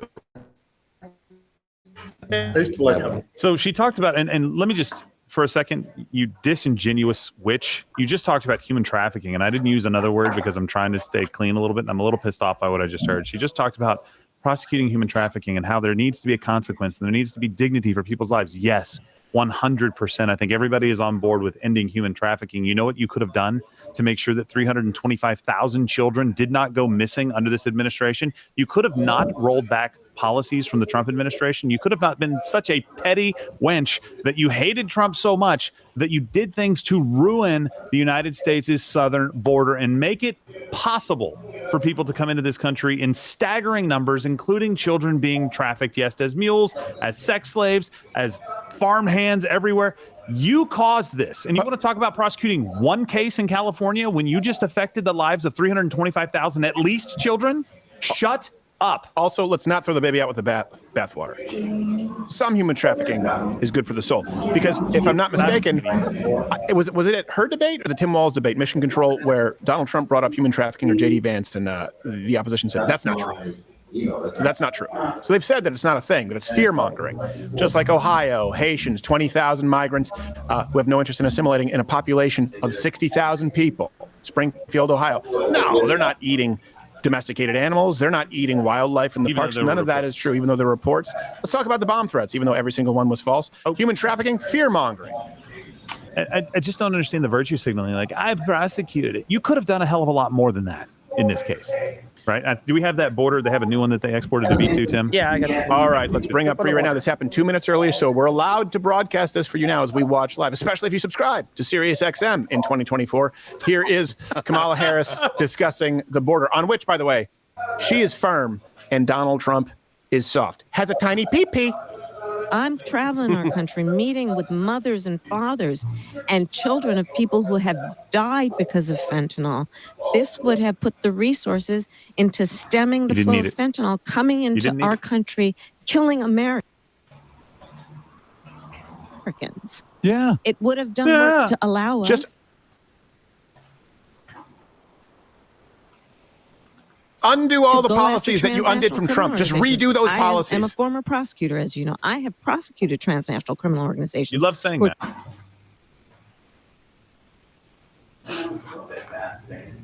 Trafficking in guns, drugs, and human beings. This is not theoretical for me. I know what they do. Success and we percentage. should have the resources to go after. But here's the thing. Here's the thing also. I don't know if you know this, but San Francisco, where she was in that district, right? Let's just take that area, San Francisco, Oakland. They have progressively, year over year, gotten worse as far as criminality, as far as drug use, as far as drug overdoses. Also, I know that it's a popular issue to trash fentanyl, and a lot of people do die of fentanyl. It's very, but I will tell you this: what a way to go. Some people say they want to go in their sleep, or would you like to go in a state of perpetual bliss and not even realize that you've slipped? I'm not saying that you should go and do fentanyl if you're not doing it right now. It's kind of like if you don't drink, don't start. But those who are on the Big F know what I'm talking about. I think Prince sang about that, actually. Yes. Yes. So it was on that record that she owned. I actually was on fentanyl in the hospital with my surgery. I looked down, I'm like, what is this? Fentanyl? I said, yeah, I'll give you. I said, you're bullshitting. It's crazy. You give me fentanyl? Like, yeah, it's been used in hospitals for years. The problem is, like, we put in like the grain of rice in a giant IV drip. I was like, I see what all the racket's about. Let's pull up the audio for people to hear it yes, again. So you guys can hear and see what we are doing here today. I'm not doing that. Does it infuriate you too that, first of all, it's something drives me nuts with Obama's presidency. He had the opportunity to appoint someone to the Supreme Court. Mitch McConnell goes, F you. You're not appointing anyone to the Merrick Supreme Court. Garland? You're the sitting president of the United States. The basic unfairness of that makes me insane. Hey, you wonder why Kamala Harris won't go on Joe Rogan's show? Take a guess. She thinks this is as safe as. I'm telling you, I think this is going to harm her. Yeah. This is people don't like. First off, they don't like seeing their heroes die, which is what you're seeing with Howard Stern right now. His whole rebellious veneer is gone now, and they don't like seeing their representatives avoiding any accountability. I'm telling you, I think this is going to play badly. I expect the Vegas betting odds to stay the same. They may spread a little bit. There's not that much further they could spread without it being like a walk-off like we saw with Donald Trump and Joe Biden. I believe it's a 6-point-something% spread right now. That's beyond the margin of error. So I think this will go poorly. You can comment below.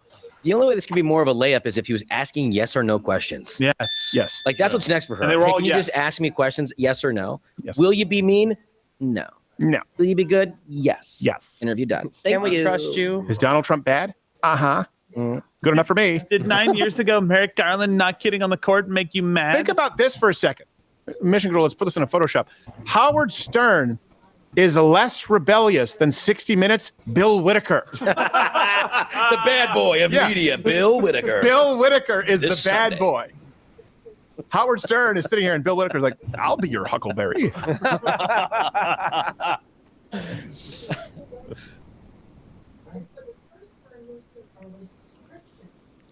Of rights, fundamental rights, including what could be more fundamental than to make decisions about The First Amendment. Here we go. She just said the first time we're saying restricted rights, fundamental rights. What could be more fundamental than abortion? I don't know. The First Amendment and Second Amendment, because they're enshrined in the. It's almost like the fundamentals are usually they usually include number 1 and 2.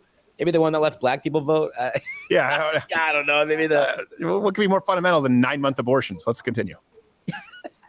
A woman doesn't have to, a person doesn't have to abandon their faith or deeply held beliefs. This is Kamala Harris to or agree that the government shouldn't tell a woman what she can do with her body. Thank you, T.D. Harris. Really? How do you feel about, I don't know, prostitution?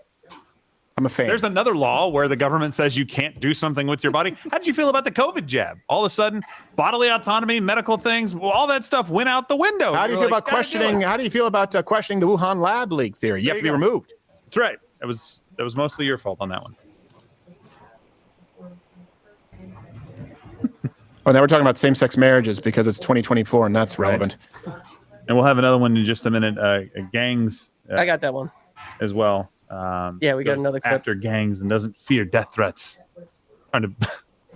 All right, let's go to. I know. Sorry, we're taking a flyer today. I know this is a little bit weird of a show, but because legally we cannot, but we can run these clips only a mere 2 minutes after we're watching them live. Especially if you subscribe to, by the way, the beacon of live broadcasting, as we all have known. I hate you. We've come to know and love Sirius XM Radio, particularly the channel Howard 100. And hey, you can get a free trial every month. Yes. So if you want more of this, they don't run out. If you want more of this, give your money to Sirius XM because Howard Stern is one of the highest paid individuals in the entertainment industry, and with good reason. Let's roll the clip. So when you went after gang members, I'm talking about people who traffic drugs and this and that kind of thing. Were you ever directly threatened by these people? They said, "Hey, you better just shut this down, or you're going to get it." I've definitely had death threats. Yeah. Good thing you had your Glock. I don't generally talk about them, but Right. yes. Why don't you talk about them? Because you don't want to encourage any kind of nuts out there, or is it because it's just too hard to confront? I refuse to live in fear of the bad guys. Yeah. You mean the press? It's very brave. You mean you're afraid of the press? I'm not doing that. I'm not doing that. You're not doing that. No, I get it. Maybe you were threatened as a prosecutor. I don't know if you know this. Donald Trump was shot. Another guy was one hole away from it. While we're comparing scars and war stories, we have to believe that you were so effective in Northern California with your prosecuting acumen that you received threats that you won't discuss. And Donald Trump is whiny and selfish, even though he took a bullet for the American people, got back up, said fight, fight, fight, and just hosted one of the single greatest political rallies of all time in the exact same city. Brave woman. That's right. Let's continue. Clip the abortion thing, by the way, guys, please. Yep. Well, she's going through the amendment. She's defining the Bill of Rights. Did she go through number 1 and 2? She's Webster. She thinks that all she has to do is just define things. Yes. What is a brick wall? She's like, look how many amendments we have. We don't need 1 and 2. Right. Jesus. What have you done? How can you be safe? You're saying, well, I'm just going to do whatever the hell I want. This time I know what I can do. You know what? All of those former officials for national security, over 200 Republicans who worked with both Presidents Bush, Mitt Romney, John McCain, who are endorsing me, the former Vice President Dick Cheney, who was voting for me. John McCain endorsed her? She's She reading. said John McCain endorsed her. No, she said those people who didn't like Donald Trump. So now she's championing the fact that Republicans like the Cheneys endorse her on Howard Stern. Punk rock, man. Yeah. Yeah, get rid of the guy who got shot and said fight. You got the Cheneys on your side. The secret weapon, bro. Stern was in favor of Iraq, right?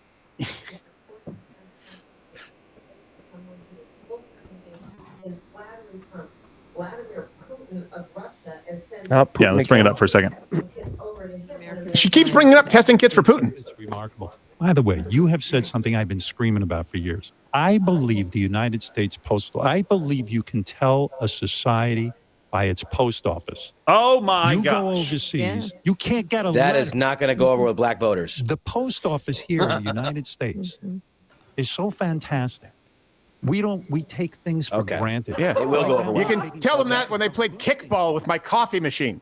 I thought he was I going took it to a repair shop. They said, "How did you even do this? This is a Yeah. titanium plate." If they're so great, mail your salary in cash and see if you get it. Yes, Yeah. exactly. Wow. You know who's better than the post office? FedEx.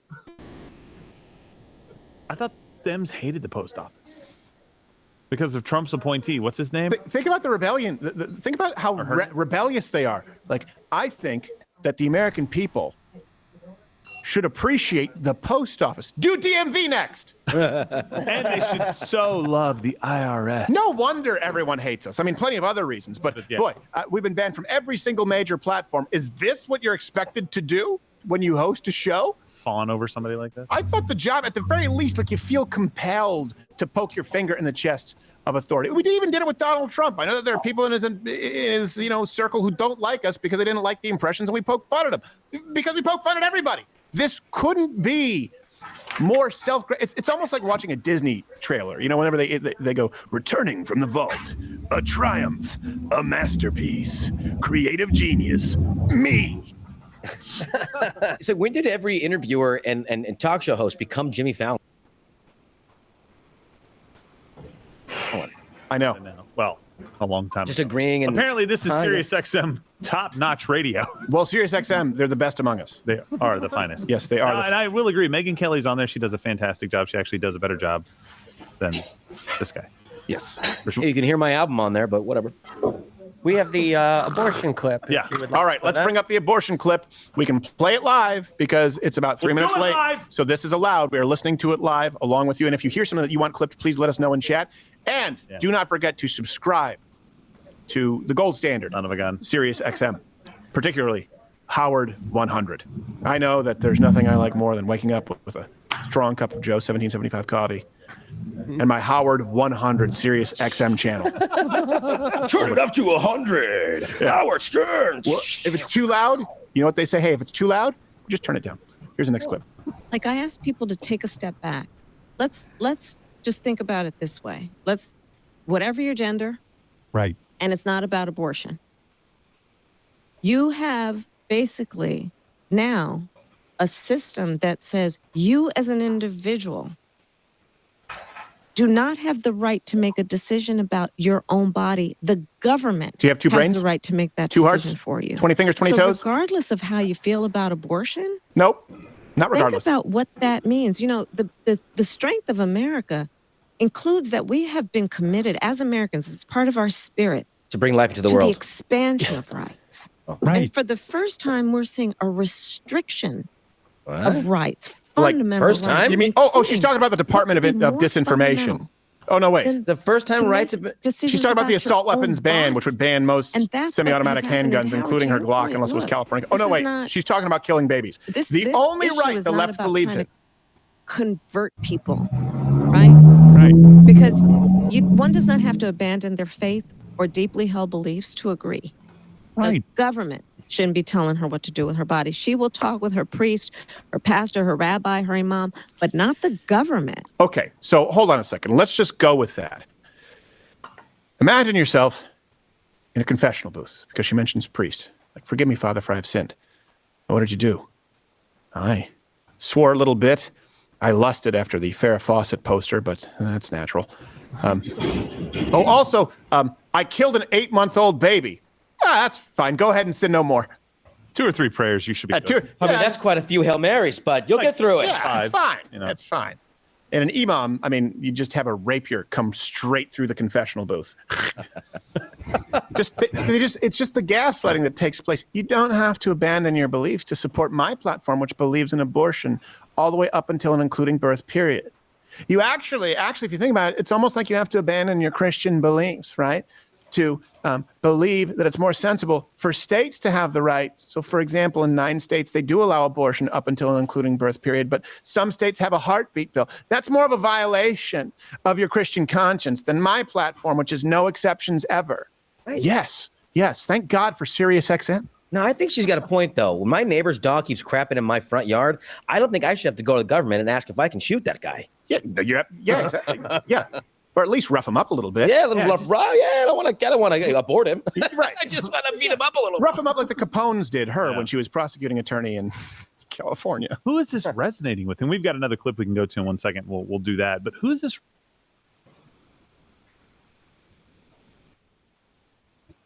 It's resonating with? Like, this is made for Hollywood. It's made for those. It's made for the elites, and they don't. And I'm telling you, this is a gift. They don't realize how out of touch they are. They really, really don't. Christian women right now, these women, the vote that she is dominating in, are listening to Howard Stern. Trump. No, maybe they're not listening to Howard Stern. Yeah, I doubt it. But if they see a clip like this, I'm telling you, this is not one of those things where you can put your faith aside and just agree that the government shouldn't. No, we allow the government to enforce societal norms and rules like no murdering, no stealing. No, I think a lot of stuff. I think I know what she's doing. Resonate. I think I know what she's doing. She's looked at her internal polling. She's looking at the betting bomb. And the only demographic that she is winning with is, younger people who are college educated, meaning they don't have a lot of experience in the world and they're indoctrinated, and suburban and urban women. And so what she's banking on now, she knows she's never going to win the majority of the male vote. She's never going to win back the black vote and the Hispanic vote, or at least make up for the losses that unfortunately she's suffered. So it's let me focus on the women who their sole issue is abortion and make them such screeching nags that their husbands will feel compelled to vote the way that they demand. I honestly think that that's her strategy right now is women, women, women, uterus, uterus, uterus, because it's the only thing that she has where she thinks she's gained any momentum, and she hopes that they just beat their spouses down to the point that men say, all right, I won't vote, or fine, I'll vote for the biracial bitch. Right. And so, Tim, we've got the next one here is clip safe. Can you keep us in the lower box by chance when you pull that up? Fine. Yeah. Okay, fine. Okay, all right. This is about what? This is about Stern asks if she's going to feel safe if Trump wins, and she goes on about how she that's right. That happen. And you know what? This is the kind of question that I would from the best among us at Sirius XM, particularly Howard 100, where you should subscribe. Let's listen. If he wins, God forbid, would you feel safe in this country? He believes in God. Would you stay in this country? Howard, I'm doing everything I can to make sure he does not win. Well, what if he does? How can you be safe? He's saying, no, I'm just going to do whatever the hell I want. This time I know what I need to do. You know what? All of those former officials from national security, the over 200 Republicans who worked with both Presidents Bush, Mitt Romney, John McCain, who are endorsing me, the former Vice President both these are now pro-Patriot Cheney, Act, who was I guess. voting for me along with his daughter, Liz Cheney. We are building a coalition of people that are Republicans, independents, Democrats, libertarians, all stripes of Americans who are coming together. Every to say, single you know one what? is a long entrenched establishment shill. shill. Party, that this is about saying, do we want a president who's going to abide by the oath to support and defend the So hold on a Constitution second. of the Okay, United let me States ask you by this. someone Do you mean, who is hey, full-time how can you be engaged safe if in Donald Trump becomes president? Because now he's saying he knows what he needs to do. Do you mean there's a risk you're afraid that he would do to Biden and Kamala exactly what they did to him, the only former president who has faced the kinds of trumped up charges and bogus convictions and weaponization of the DOJ. I don't know if you remember this. He campaigned on lock her up, Hillary Clinton, who actually committed crimes, admittedly so, and then said, you know what? I won the election. It's better for the country to heal and move forward. Yeah. He did not prosecute his political opponents. And by the way, it wasn't just Donald Trump. They worked their way up to Trump and prosecuted anyone who worked for Trump. The message was clear. You support this guy, we're going to come after you. And now they're concerned, even though we had 4 years of Donald Trump and he did not do that, that he may retaliate in the way that they have acted as their baseline for decades? Really, that's the concern. Hey, let me ask, is anyone buying this, that Donald Trump would weaponize the justice? Well, hold on a second. Would he weaponize the justice system? Would he weaponize the three-letter agencies? Or would he disband them because you fear-mongered about both? Right. Well, I don't know. His vice president candidate was never a district attorney or attorney general or prosecutor. That's true. That's true. So maybe he'd have a little bit of difficulty figuring out how to do it. Yes. Can you imagine, though, being in Donald Trump's position and every single associate, every single person you've worked with, every business person that's connected to you in any kind of way is now a target because all of those categories have been gone after by the Department of Justice. And I'm not saying every case was completely out of left field. Sometimes there were some bad actors around people, but it seems like those bad actors are around all presidents through every administration, yet the only one that's getting prosecuted is people close to Trump. Can you imagine how you would feel as a person about the people that you have trusted and worked with and met their families, and all of a sudden, just because they're with you, They get prosecuted for some crime that is a trumped up charge, and now they spend a year in jail, 2 years in jail. This lady in Arizona, I think it was Arizona. I can't remember where she was from. 9 years in prison. Yeah. There are rapists that have gotten less time. It's unacceptable. Peters, but that's a complicated It's story. unacceptable. I'm just saying 9 years. It's unacceptable to bring up the fact that she slept her way to her very first position as a public servant.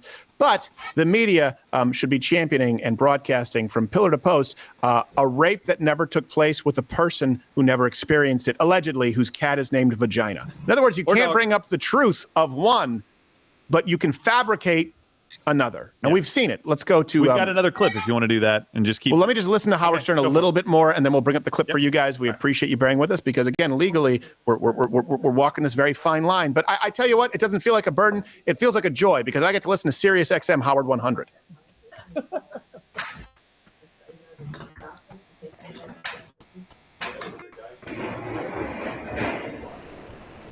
Oh, my Lord. Hold on. Talking about the watches that Donald Trump sold.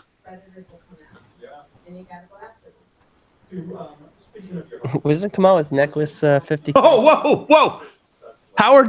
Kamala said, yeah, and the You Predators missed some. will, you got to watch it because the Predators will come out. And Howard Stern, I swear to you, said, speaking of your husband. Yes.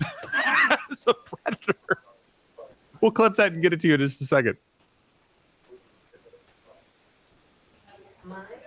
Oh my God. He just asked about her husband. I would imagine that you being so powerful and wonderful, I would imagine that men are intimidated by you. That's not true. It's not a thing ever. You know what intimidates men?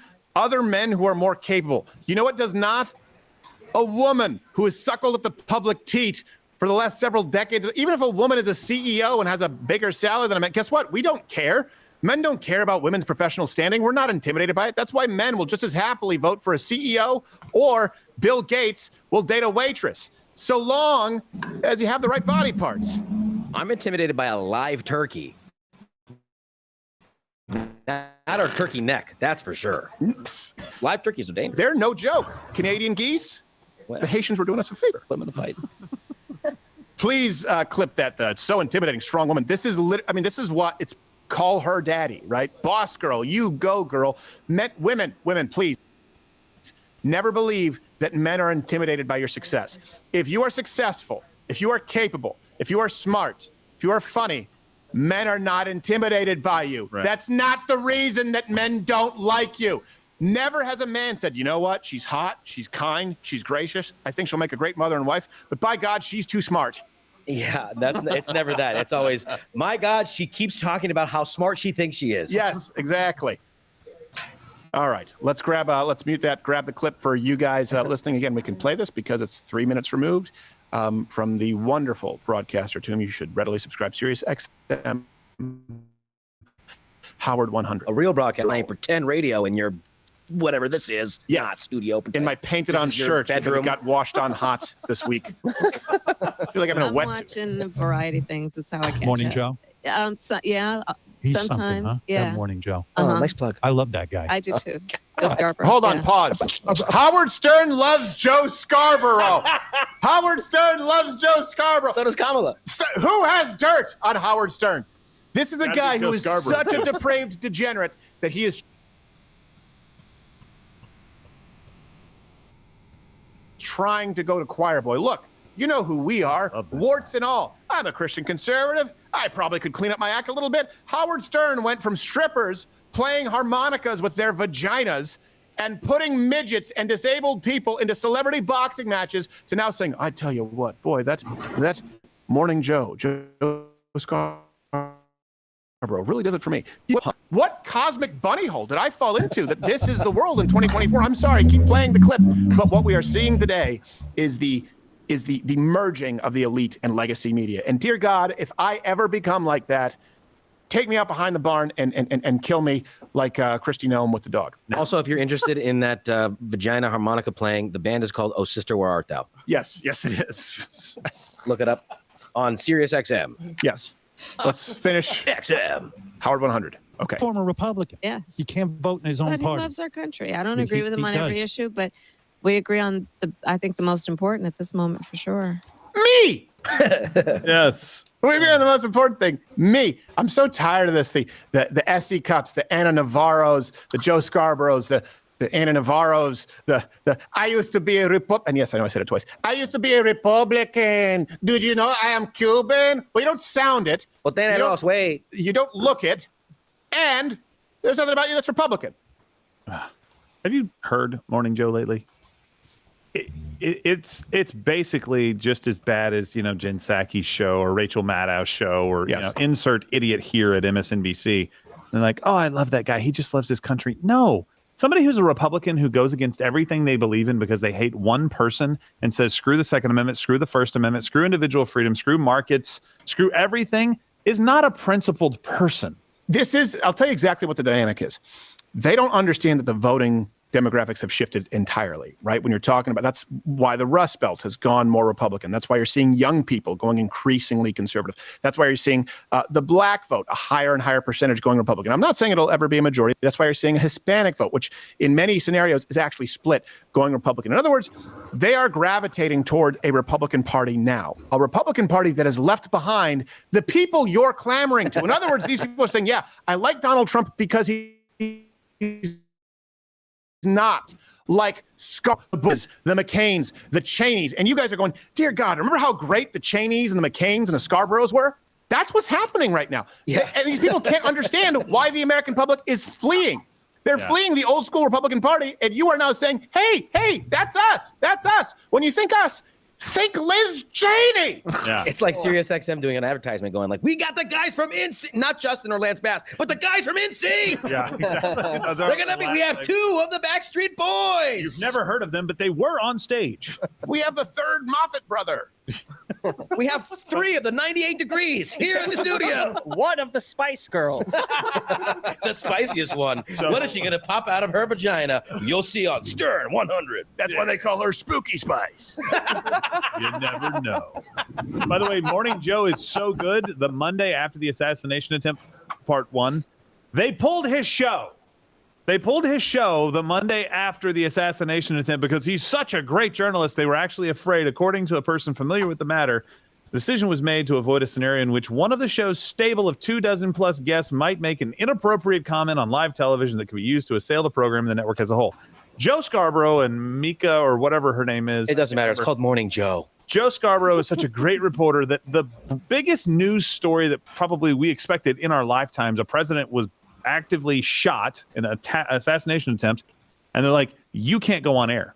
That's how good you are. You're just too good to be on air, to cover the biggest story. I tell you what, when I think too good to be on air, I thank God for the gift that keeps giving, which is Howard Stern on Sirius XM Radio, Howard 100. Can't get enough of it. Let's go back. You can bring it up so people can hear that we're listening to it live as we live fact check this so that you don't have to. I have the Whitaker Rebel Photoshop. An incredible level of talent and experience. But the thing about Tim Walz is he sucks. Talking about Tim Walz. Would look at the two of us and think, what could they possibly have in common? No, they don't. He grew up on one side of the country. You're racist. In a rural environment. I grew up on another side of the country in a very urban environment. We just look different. Talking about where like she grew up in an urban environment. Is it in her headphones right now? Are you guys serious? Oh, son of a gun. Because he's a public servant. I thought it was also, helping. Here's the thing, Howard. Yeah. He reminds me of the people I grew up with. Different part of the country. I thought you said you grew up in the hood. What in the this same hell? She said I grew up in the hood, and then she just said I grew up in another part of the country. But Tim Walz reminds me of the people I grew up with. What? What? I have a headache, Stephen. Yeah, I'm sorry. Well, you mean the short bus? Hey, come on. Don't talk about Howard Stern's guests like that. I know. It's not fair. It's not fair. Wendy and whoever they were. Howard Stern likes Tim Walz. You said you have the Photoshop of Mr. Whitaker from 60 Minutes. He is the punk rock. Yeah, there you go. Hell yeah. Hell yeah. Good for him. Think about that. This guy has more edge than Howard Stern. This guy, he looks like he's getting too old for this shit. Yes. Yeah. He always is. He looks like the kind of cop who would show up and still be carrying a revolver and like, if it was good enough for me for 30 years, I don't need to change. And he wouldn't miss either. I got 6 rounds. I know. Yeah. I've counted. You guys have your Smith & Wesson 40s or your 9 mils. I'll stick with my Mr. Special. First name 38. Dude, if she had gotten her full 60 minutes, he would have for sure called her a jive-ass turkey. Yes, he would have. Absolutely. Damn right. We got the husband clipped also. Okay, all right. So this one, again, we just heard it, and it's just, this is not necessarily something to fact check. but this is something you can mute it there, the kid.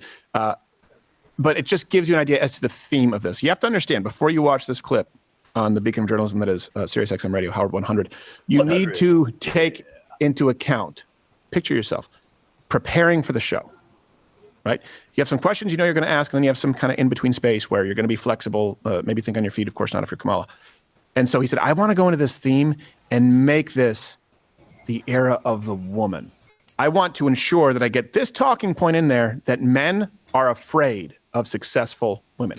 That came from Howard Stern's mind and onto the best channel that exists in broadcasting, Sirius XM Howard 100. Speaking of your husband, yes, was it hard for you because you were so successful at an early age? You know, being a prosecutor, the DA, attorney general, all of these jobs. Was it hard for you to make a love connection, to make a romance with Doug? Because I would think most men would be intimidated by you. My husband, Doug, is one of the strongest, most self-actualized men I've known. Well, maybe he should run for president. Is she drunk? Slow build. I did. Doug. So let me tell you about Doug. Doug grew up in Jersey. Oh. He's a homo. Worked for everything he had. We have a picture of him when he was employee of the month at McDonald's. Oh, and you good. at McDonald's. I worked Fast forward to the part where he cheated on his wife questions about with the McDonald's. babysitter. I'll answer anything you have. All right, But he worked for everything he had. And he has the best sense of humor. He's very, I don't want to say simple, but he's really clear. First off, I guarantee you, he's simple. Kamala makes me happy. Simple Doug. Everything. Simple Doug. She's like, you look just like the perfect woman I had in my head movies. I don't want to say simple, and then Howard's like, it's okay, you can say retarded. This is my show. Yeah. Bring out Gary the retard. Bring him out here. I would imagine they are. Nothing she just said is true. Here's how I know. If he has a good sense of humor, he would have killed himself by now, being with Kamala Harris. That's true. A man who is the strongest, most self-actualized man out there with a great sense of humor and a rape your witch doesn't say, hey, bring some of the Mayor BJ's my way. Incredibly disappointed to find out that you actually charge for those by the hour. This is a man with very little self-respect. No man, like people say, oh, I can't believe it, asking about somebody's body count. Look, guys don't go out and ask every single woman about their body count. Certainly they don't. They're concerned if a woman is incredibly promiscuous. Yeah. That's true. But I would tell you that it would be a red flag if you could just quickly run a search or ask around and find out, oh, how'd she get that job? Oh, she was banging the mayor. Just coincidence. She's probably not the one for me. Then again, that's simple Doug. So self-actualize himself into being the first gentleman. Yes, like he's walking around like a retarded version of The Secret. Speaking of which, can I ask you a question? What does self-actualizing mean? It's one of those your terms. Full potential. Realizing your full potential. Okay. Well, thank you. So and he's a people man. Did you hear what she said? He's the most self-actualizing person man.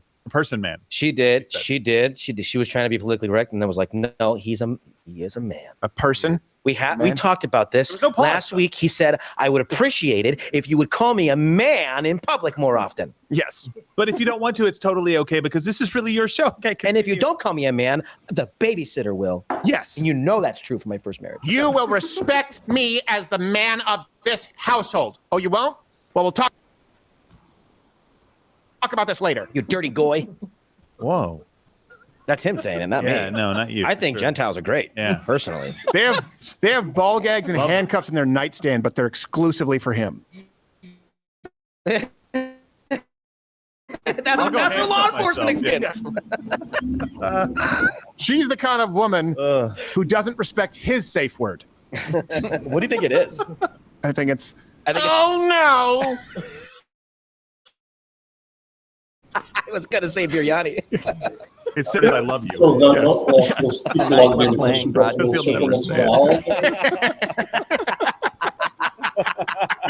we'll just dance the night away. And we'll do puzzles. She gets up on the bed with a nightstick. Unlimited. Then later in the night, they have a second go. She gets Reginald Denny'd. All right. Let's that little Bob the Builder truck. Oh no! All right. Bring it back up so audio listeners know that we're actually listening to this. I apologize. I think we're a little bit delirious at this point. We're having some fun. What you're saying, and you know what even was weird to me? What, Howard? And I'll end on a high note here. Oh, will you? It's ending. Finally. Taylor Swift endorsed you. Great. Okay. I don't know if it moves the needle or not, but you need everyone to come into the tent and be part of the party. Oh, really? The mob. To say I hate Taylor Swift because she disagrees with your politics. When Donald asked me to introduce him at the Republican convention, I said, Donald, I can't. I'm voting for Hillary Clinton. He was very upset with me, and he said, no.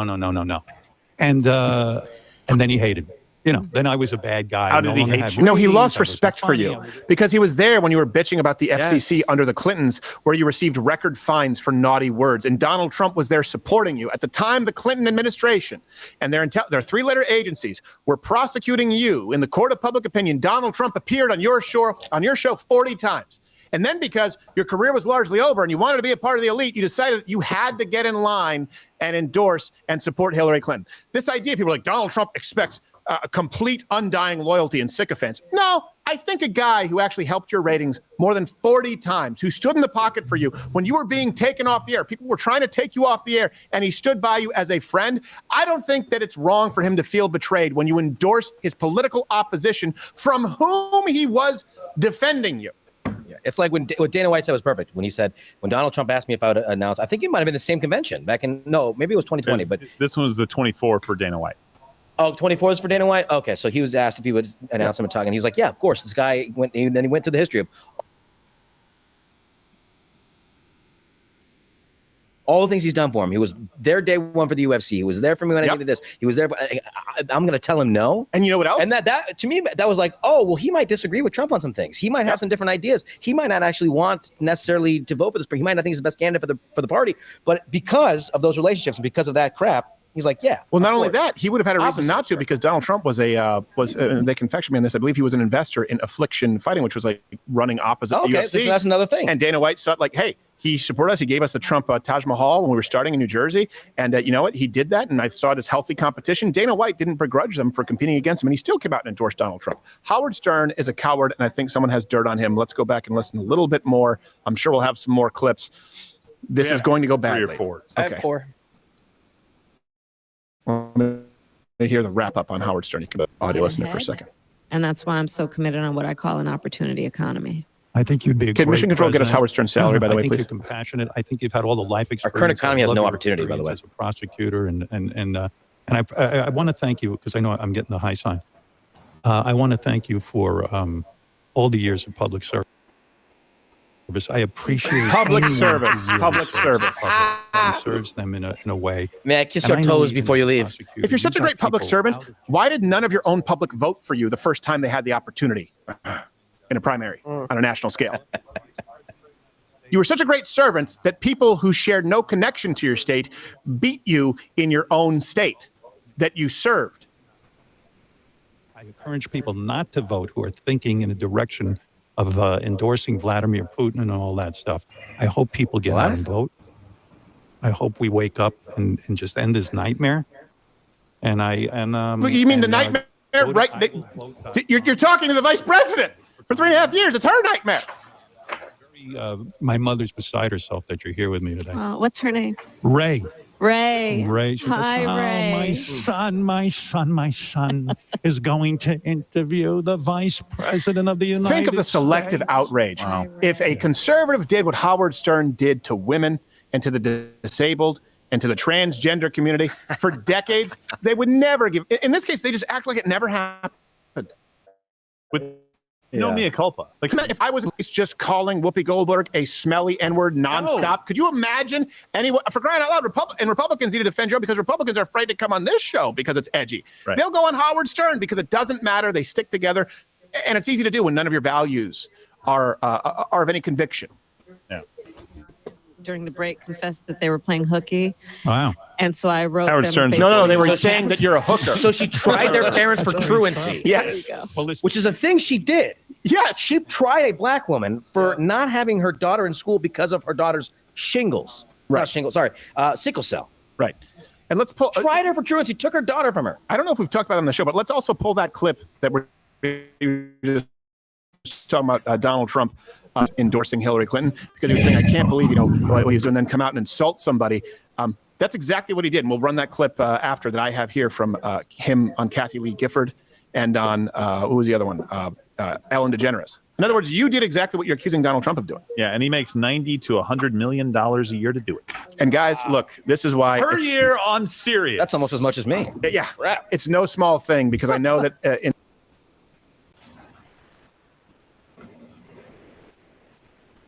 in the era of independent, right, decentralized media, it's easy to get sticker shock. But just think of his salary, cut that down to a 20th, less than a 20th, and that is what it costs for us to do the election night. So that this is not what defines media for the rest of American media, as long as it exists. Honestly, this media needs to. When you think CNN, ABC, CBS, when you think of establishment, entrenched shills, think of Howard Stern.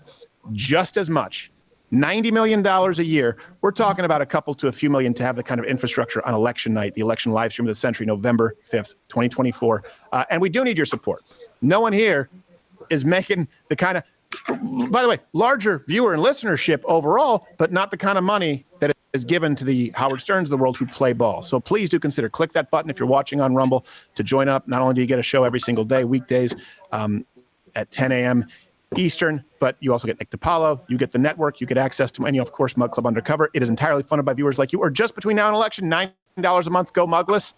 That support goes a long way too. November 5th, 2024, there's no reason to tune in anywhere else. Let's listen to them wrap it up. They were supposed to wrap it up, but they're still talking, and then we'll play some of the clip highlights as we continue.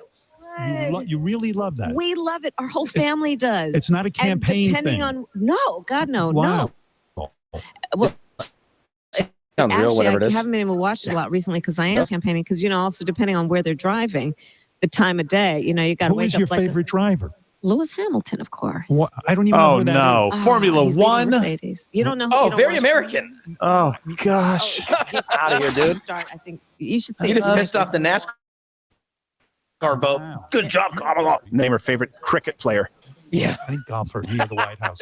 Too much golf. I say if you get the opportunity to be president of the United States, they run off to what is that secret hideaway that Eisenhower built? Camp David. What's it called? I don't know because it's secret. You know what I'm talking about? Camp David. Oh yeah, Camp David. Well, historic site, by the way. You go there? Donald Trump invited the Taliban there, so Yeah, wow. Let's put that on that ledger. My father said if the Americans ever saw Camp David, there'd be a revolt in the country. That it's because I've never been. You've never been. No. God bless you. Yeah. You should be president.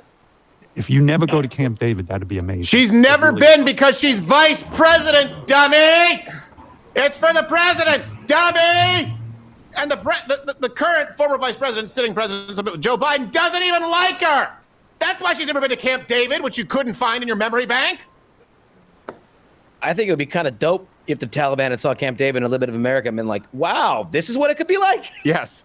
Shit, I'll sign the deal now. Yeah, but they don't include the context that Donald Trump had booby-trapped Camp David when he invited the Taliban, like Kevin McAllister. They just want you to believe that if everything you're saying is true, he was giving Vladimir Putin COVID tests. Let me just take a moment here.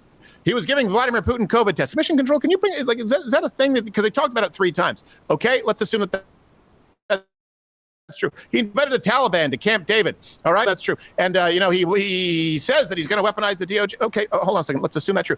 Why didn't he weaponize the intelligence agencies? Why did it never happen? Only happened under Biden-Harris. Why didn't Putin invade any countries or try to procure more land under the Trump administration? It only happened under the Obama-Biden administration and Biden-Harris. What was the Taliban? Why? Why did they not have the same kind of catastrophic confrontations with the Taliban? Why is the Taliban in a position of greater power and leverage now? It didn't happen under Donald Trump, only happened under Biden-Harris. So assuming that all of your premises are true, why are the results to the decimal point always the opposite of what you say will happen? The Taliban is stronger because of Biden-Harris. Vladimir Putin is emboldened because of Biden-Harris.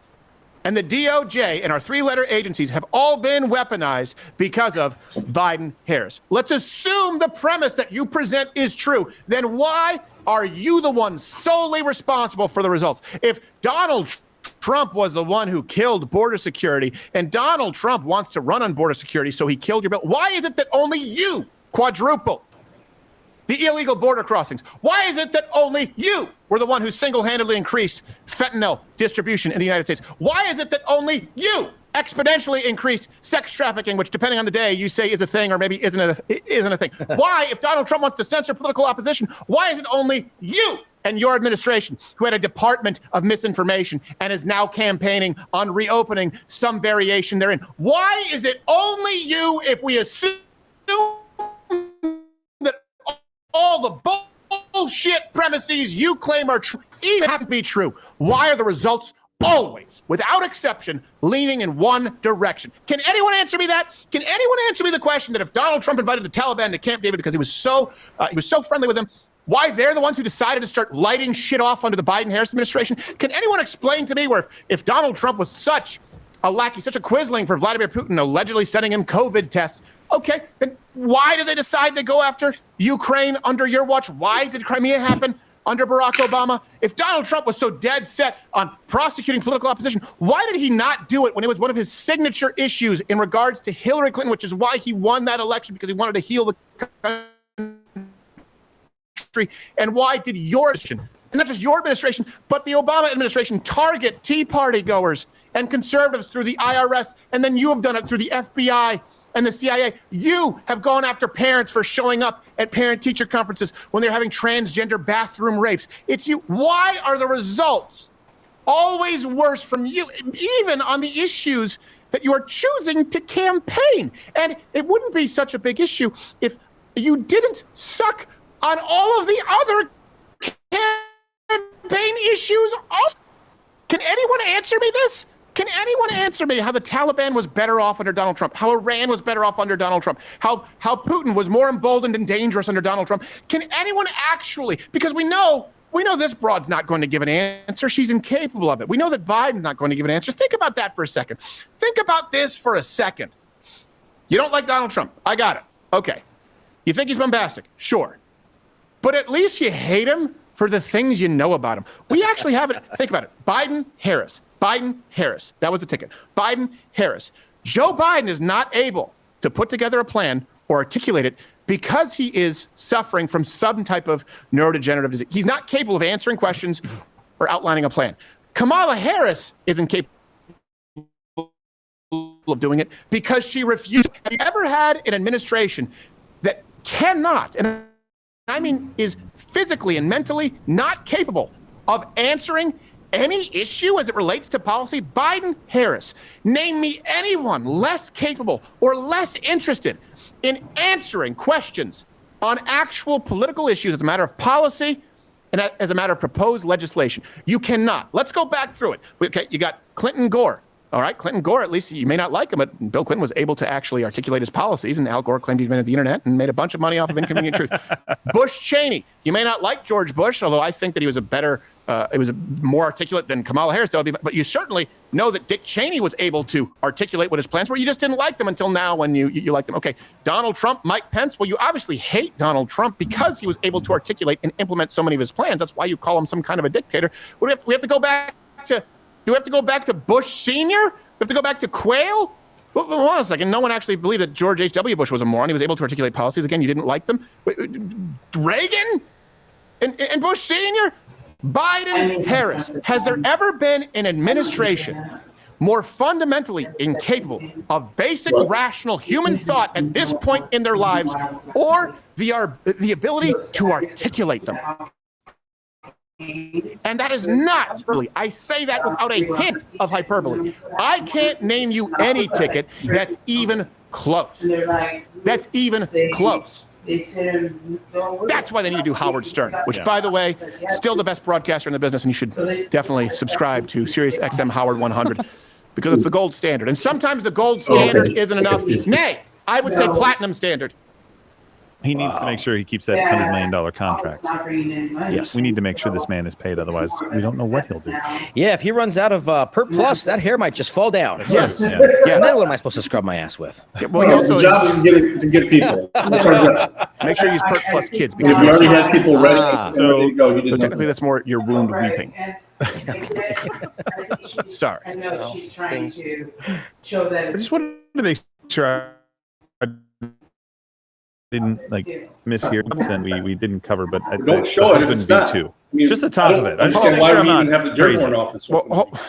What? I have to use the restroom. I've been here for 2 hours. I just have to. Yeah. You guys want to carry? You guys want to carry this for me really quickly, just for 2 minutes? We can. We'll come back to these clips because I want your response on it. We've got a great post on True Social from President Trump that we need your voice for. I can't read. After. My bladder's going to explode. After you go pee. Go make a potty. Hey, I was trying. Let's not be vulgar. I've got the candy. What right is here. this? Howard TV? We're better than that. You don't need to say vulgarity. I'll be right back. I'll continue talk. Take some chats. Election live stream of the century, November 5th, 2024. We want to bury these people. Yeah. Figuratively. So I want to go through a couple of the things, Josh, that they were talking about. Bob Woodward just wrote a new book, and Bob actually, I like some of his books, but I don't like the ones that are basically just hit pieces on Donald Trump, which is like 5 or 6 of them. It's great. Hey, you know how to make money. You know how to make money. Exactly. No, he's definitely making money, and he basically He's got a new book on Donald Trump, his 5th one. I know. It must be just because of his heart. It's just, It is. There's nothing It's, there. as the There's a coronavirus 7-Eleven tore across through the street. world in 2020 in the United States and other countries A hair confronted a place shortage next of door. tests But designed to detect the illness.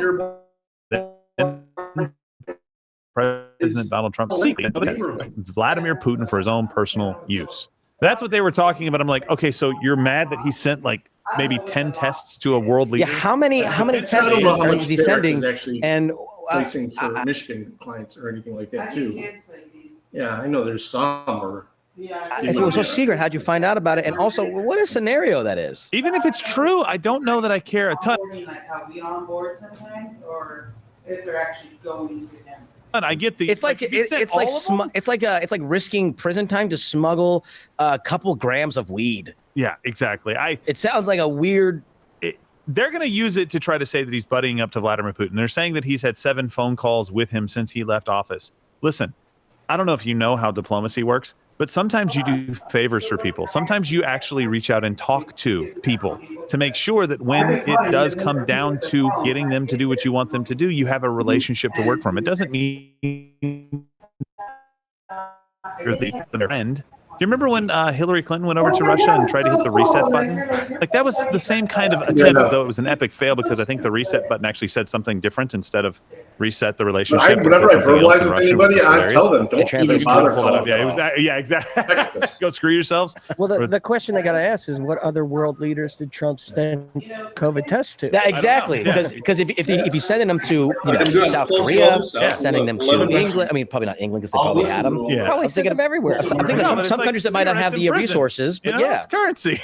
You're sending all over the place. You need a test, and you need a test, and you need a test. What if it's also like you said, a little not favors, but or quid? I don't want to say quid pro quo because that's a bad word nowadays. But what if it's like one of those things where he's like, hey, how about you don't start using the Chinese, what is it, the yuan or whatever? Yeah, right. Stop using, and I'll send you 10 COVID kits. You just keep using the dollar for a couple more years. I just don't see a problem with something like that unless he sent like half of our reserves to Russia and be like, hey, that's a bad deal. Just for one guy, like 8 too. tests to Vladimir Putin. I'm not sure that I care. But here, a clip for you. By the way, however long I was gone, I was tinkling for 100% of the time. Well, that's not possible. Even on the way walk back to the bathroom. Yeah, that's impressive. We got to clean the hallway again. Yeah, I guess. The good thing is we have those wet dry vacs. Well, we have sectional carpeting, so we can remove it. That's true. I'll just go dry it up with my mouth. Okay.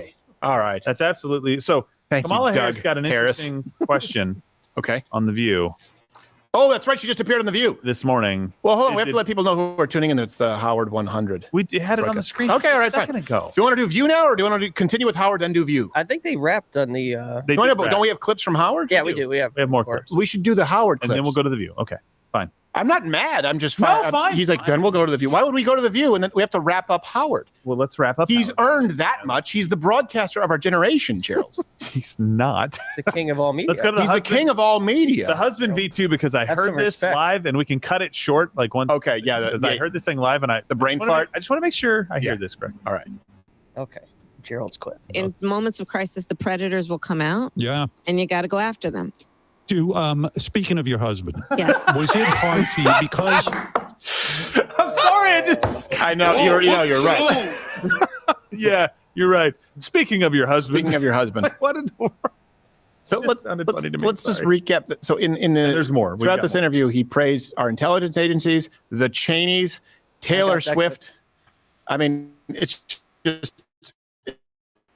nonstop. This is the establishment. Look at how you think it's going to look. It doesn't just look like McCain. It looks like the Howard Sterns of the world. It looks like the Joe Scarboroughs. It looks like the Kamala Harrises.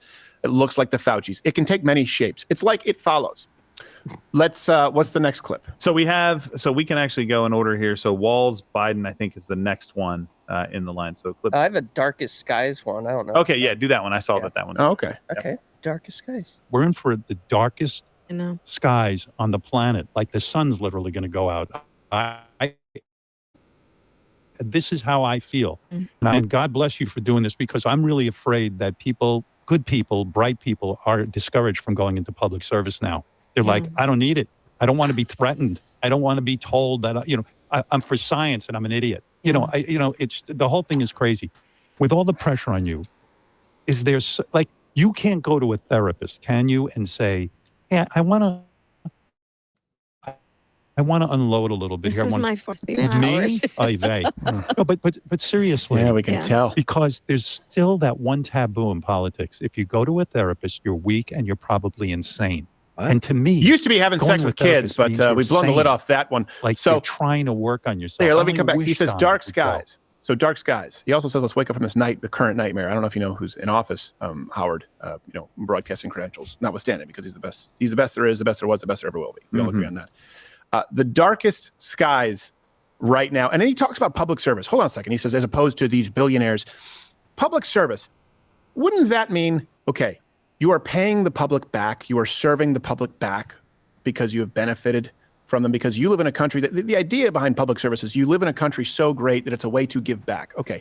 Wouldn't that be more true of the man who made billions of dollars, if you want to argue hundreds of millions of dollars, and decided to go into public office, bring his experience, business acumen with him, his skill set to serve the public, and not even take the salary for himself? Wouldn't that be a stronger example of public service, of paying the public back, as opposed to clerking for a few years, blowing a mayor, and then suckling at the public teat for the rest of your career? At what point, when you have made far, far more, and by that I mean all of your dollars in your adult life, at the cost of the taxpayer, at what point does that cease to be public service and public exploitation? Public service would mean serving, and that would mean being a servant, which would mean free of charge, or paying back because you benefited as a thank you. That applies in no way to career politicians like Kamala Harris and Joe Biden. It can't. They require your resources, your money that are taken from you by force. They require it to remain gainfully employed. Donald Trump, like him or hate him, decided to forego that. I will never use the term public servant ever again, and certainly not for a career politician. It's the biggest lie, and it's just like teachers are the real heroes. Are they really? There's some good teachers, but collectively during COVID, when they didn't want to go back for 2 years and irreparably damaged our children in public schools through locking them down, and record mental health disorders for young people, depression, substance abuse. Really? Are teachers the real heroes? You're not getting a salary? Really? You're the public servants? So you're doing it pro bono? Oh, no, wait. It's the only salary you've made your entire adult life. People want to say that teachers are the real heroes when they just don't like spending time with their kids. Yes. Oh my God, how do you do it? You got a whole classroom full of kids. I want to shoot myself every night. I drink wine at noon. I had fruit for dinner. Check my Pinterest. All right. So we've got another one on Walz and I guess Biden. Oh my gosh. Yeah. This guy, Tim Walz, I don't know how I'm really curious. Maybe one day you'll write about this, like picking a vice president. Yeah. I mean, here you are running for president. Yeah. As a vice president. And, in an unusual circumstance where Joe Biden just said, okay, I hear you. Your boss. Which, by the way, I had him on my show. Yeah, what a loving man. Yeah, he's such a good person. Which is why it's so shitty you forced him out. Country. Yeah. That must Really have been bad. the hardest thing in the world for him. He had the nomination. History is going to show it was probably one of the most, one of the rarest moments of any president. to do One of with the courage. baddest with mob the bonus deepest moments. level of Pause. courage. In No, the that country. moment would be a presidential candidate who was shot, got up, said fight, fight, fight, and then hosted a rally in the exact same city. That's what history will look upon as one of the greatest presidential moments. Bitch. Next one. Oh, sorry, keep playing. Where were you when he, when he called? Oh, you I up hope and this said, is a "Look, different story." This is my decision, and I think I'm going to endorse you. And where are you at that point? When you I'm forced at them out? home. It's a Sunday afternoon in my workout clothes. My niece, her husband, and their 2 daughters were staying with us. And I Bacon puzzles. made pancakes that morning. They were asking for extra bacon. I was getting it for them. You love to cook. I love to cook. Right. And then Wonderful. we had this puzzle we were working on. And so we went to go work on the puzzle. Jigsaw puzzle? Yeah. You're into that, huh? Oh, yeah. I love puzzles, especially with kids. It's so If he would have said fun. crossword puzzle, So she would have we said, were working on the puzzle, and the phone rings, and it's Joe. And so I got up to take the call, and then life changed. Wow. Yeah. What a call. How long did you talk? We talked a couple of times that day and that morning. I'd say probably for like half an hour. The first thing I asked him, to be honest with you, is, "Are you sure?" I felt bad for him because you know what? Did a damn good job. Yeah, he did. Took over And in he's still chaos. doing a great job. Yeah. He's not done. He's I not know. done. I know. Well, we got to He's a fix with the terrific guy. situation we're in. Yeah. Until you hip check him out of the way in your athleisure.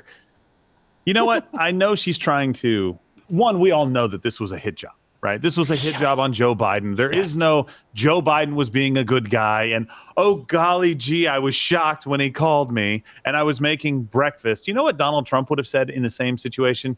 Yeah, I got a phone call. We had a conversation and now I'm running for president. He would move on with his agenda. She's like, I had people over and I was cooking breakfast and pancakes and bacon. She's trying to identify with, no. You're I not had identifying with family people. over. Yes. I care about my family. They stay with me. We're close. I'm just like you. I cook. We make pancakes. Yeah. Americans eat that. Bacon. Some of you do. Some of you don't. I'm a regular person. We make a puzzle. Yes. Sure, whatever puzzle you fucking want. Yeah. We'll do it. I grew Yeah. up in the hood. I think it's fine. And I grew Just like up Tim Walz. in nice areas at the complete other end of the country than Tim Walz, but he reminds me of the people. Tim Walz reminds you of the people from the hood? From Oakland. He wouldn't have lasted 5 minutes in the hood. He's the kind of guy that gets beat up and left for dead by the train tracks, lady. He's the kind of guy who fares poorly in the suburbs. That's true as well. Like, yes. to Tim, come on, you gotta harden up a little bit here. This is Fresno. It's like, I'll go talk to the horses, I guess. Yeah. I hear they have good stuff. All Anyway, the pretty horses. So we've got one more clip. I got 3 more. Oh, you've got 3 more? Howard Stern? I gotta see this. Yeah, 3 more. All right, we got 3 more clips. We have Liz been. Cheney I on wish this it was one. 10. So now it's all legal because you all have, in clear conscience, subscribed to SiriusXM Howard 100, which was the right thing to do. Yes. Go ahead. Get your 9th free trial. Yes. Yes. And I tell you what, the thing is that the free trial is like crack because once you see what it is that you're missing out on, boy, you become a member. The thing about Liz Cheney, let me just say, she's remarkable. Mm. She's smart. The remark She about her. is a dedicated public servant. She has shown extraordinary courage in this Absolutely. moment where there's such violent, divisive language that she would put And the herself kind of language that out got so a man publicly shot and at? say, "I'm country before Almost party." twice? And she and I don't agree on everything. No. But the fundamentals we do agree on. Like But what? she's saying my one big issue is I believe in democracy and the people's right to vote. Yeah. So that's it. That's the decision. And she said, I don't care about particular issues right now. I need a country that's free, and I need the United States of America. If the lights go out here, it's going to be a darkness all over the world. Yeah, it's going to be darkness all over the world. Hey, democracy, the right to vote. I don't know if you know this, but Donald Trump put it to a vote at least 4 times. The primary in 2016, then the election in 2016, and of course in 2020 it happened, and then of course the primary again in 2024. And each time he acted appropriately. Kamala Harris, you've put it to a vote, at least on a grand scale nationally, up to this point in your career once, and you came in dead last. And then you were selected as vice president despite no qualifications, and you achieved your current rank of presidential candidate through Tanya Hardying, a man with dementia. Which is easy to do, by the way. Tanya, that's insulting to Tanya Harding. It is, yeah. Because she had to take out arguably the best ice skater in the world. That's true. And I have never even seen him on ice skates. I mean, I heard a story about how black kids used to shave his legs in the pool, but I've never seen him on skates. No, I haven't seen him on skates. No, that's not. Yeah, I honestly haven't. Yeah, so you got come on. By the way, chill. when you're talking about Doug, when you're talking about Doug, Kamala Harris, do you think he role plays as like a server from a 50s drive-through diner and comes out on roller skates with the tray? I bet you he does. In a skirt. In a skirt, yes. Ooh, The man. curly, see, spicy curly fries. Someone has taking risks. I don't know why Mum he looks like says, that. here's your corn dog, Miss M. Hall. She's like, it's Harris. Yeah. Oh, someone. I would never take a man's name. Right. Oh, Because I'm a family lady. you're so strong. I'll go back and get your next order. Kamala pegs him later. Yes. Geez, Tim, you really stuck the landing on that one. Waiting for the safe word that Wow. never comes. No, he's not gay, guys. Yeah. He's not gay. He cheated on his wife with a woman. Yeah. A young woman, a very young woman, a much younger woman, a prettier Very woman, young. a better woman, some people would say. Some Not his people- ex-wife. Yeah. By the way, getting a really hot nanny is a bad idea. Ladies, idea. just a little word of advice. We have other clips. I actually heard So she we was do have ugly. other clips, but before we get to the other clips on the Liz Cheney thing, bring up this quote. This is from Liz Cheney on August 11th, 2020. Kamala Harris is a radical liberal who would raise taxes, take away guns and health insurance, and explode the size and power of the federal government. She wants to recreate America in the image of what's happening on the streets of Portland and Seattle. We won't give her the chance. That is why I don't believe a word that these shills say. They are not principled at all. Nothing Kamala Harris has done has said, wait, she's had a change of heart. Yeah. Nothing she has done. Liz Cheney is just bitter. There's one thing she shares in common, Liz Cheney, with Kamala Harris, the Biden administration. Do you guys know what it is? Oh, this one, they say, but we agree on the fundamentals. Liz Cheney Rumble exclusive. sat on the evidence and footage of January 6th of the how many dozens of people, I don't remember the number, of American citizens who were imprisoned who were guilty of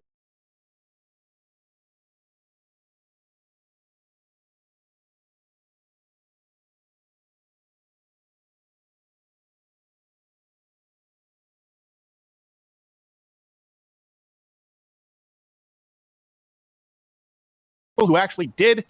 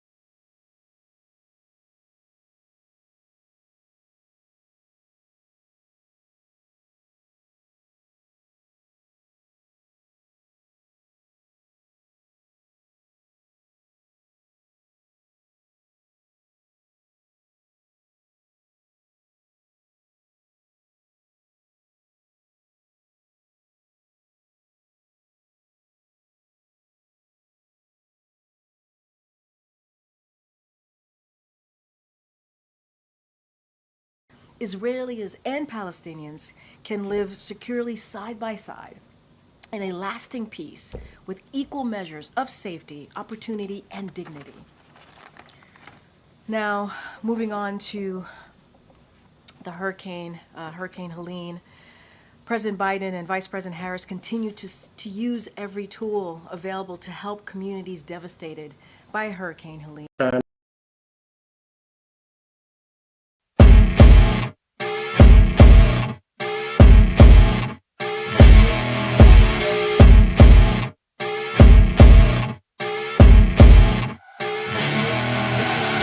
I see her rolling up, Uber black Cadillac, high heel boots and a sexy body full of tats. Baby's bad, oh baby's hella bad. After her there ain't no coming back. Wanna take a run at that. I think she's feeling me, turn it up a few degrees. My imagination of her body gets the best of me. Oh gosh, she's such a tease, bitten lips, bruised knees. I'm addicted to her, need her touching me, cause she got a bad little waist. And we tearing down this place off the liquor that we chase. Got some egos to the face, baby, I don't need no space. Coming closer for a taste, and I'll show you how I make everything just fade away. Cause she's like sex, drugs, cocaine, body so insane. Jealous of the clothing that she wears up on a tight frame. All game, no shame, baby came here to play. I feel like an addict cause she's sex, drugs, cocaine.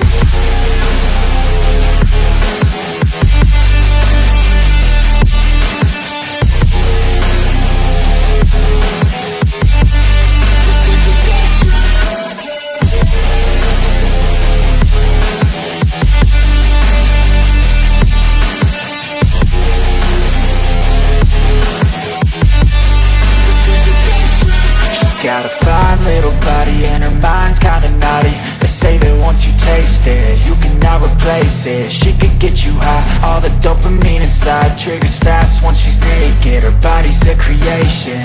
They say the devil made her for his entertainment, but even he couldn't learn how to contain it. Her high heels make a damn good statement. There is no replacement, a body by Satan. Cause she got a bad little waist, and we tearing down this place off the liquor that we chase. Got some egos to the face, baby, I don't need no space. Coming closer for a taste, and I'll show you how I make everything just fade away. Cause she's like sex, drugs, cocaine, body so insane. Jealous of the clothing that she wears up on a tight frame. All game, no shame, baby came here to play. I feel like an addict cause she's sex, drugs, cocaine.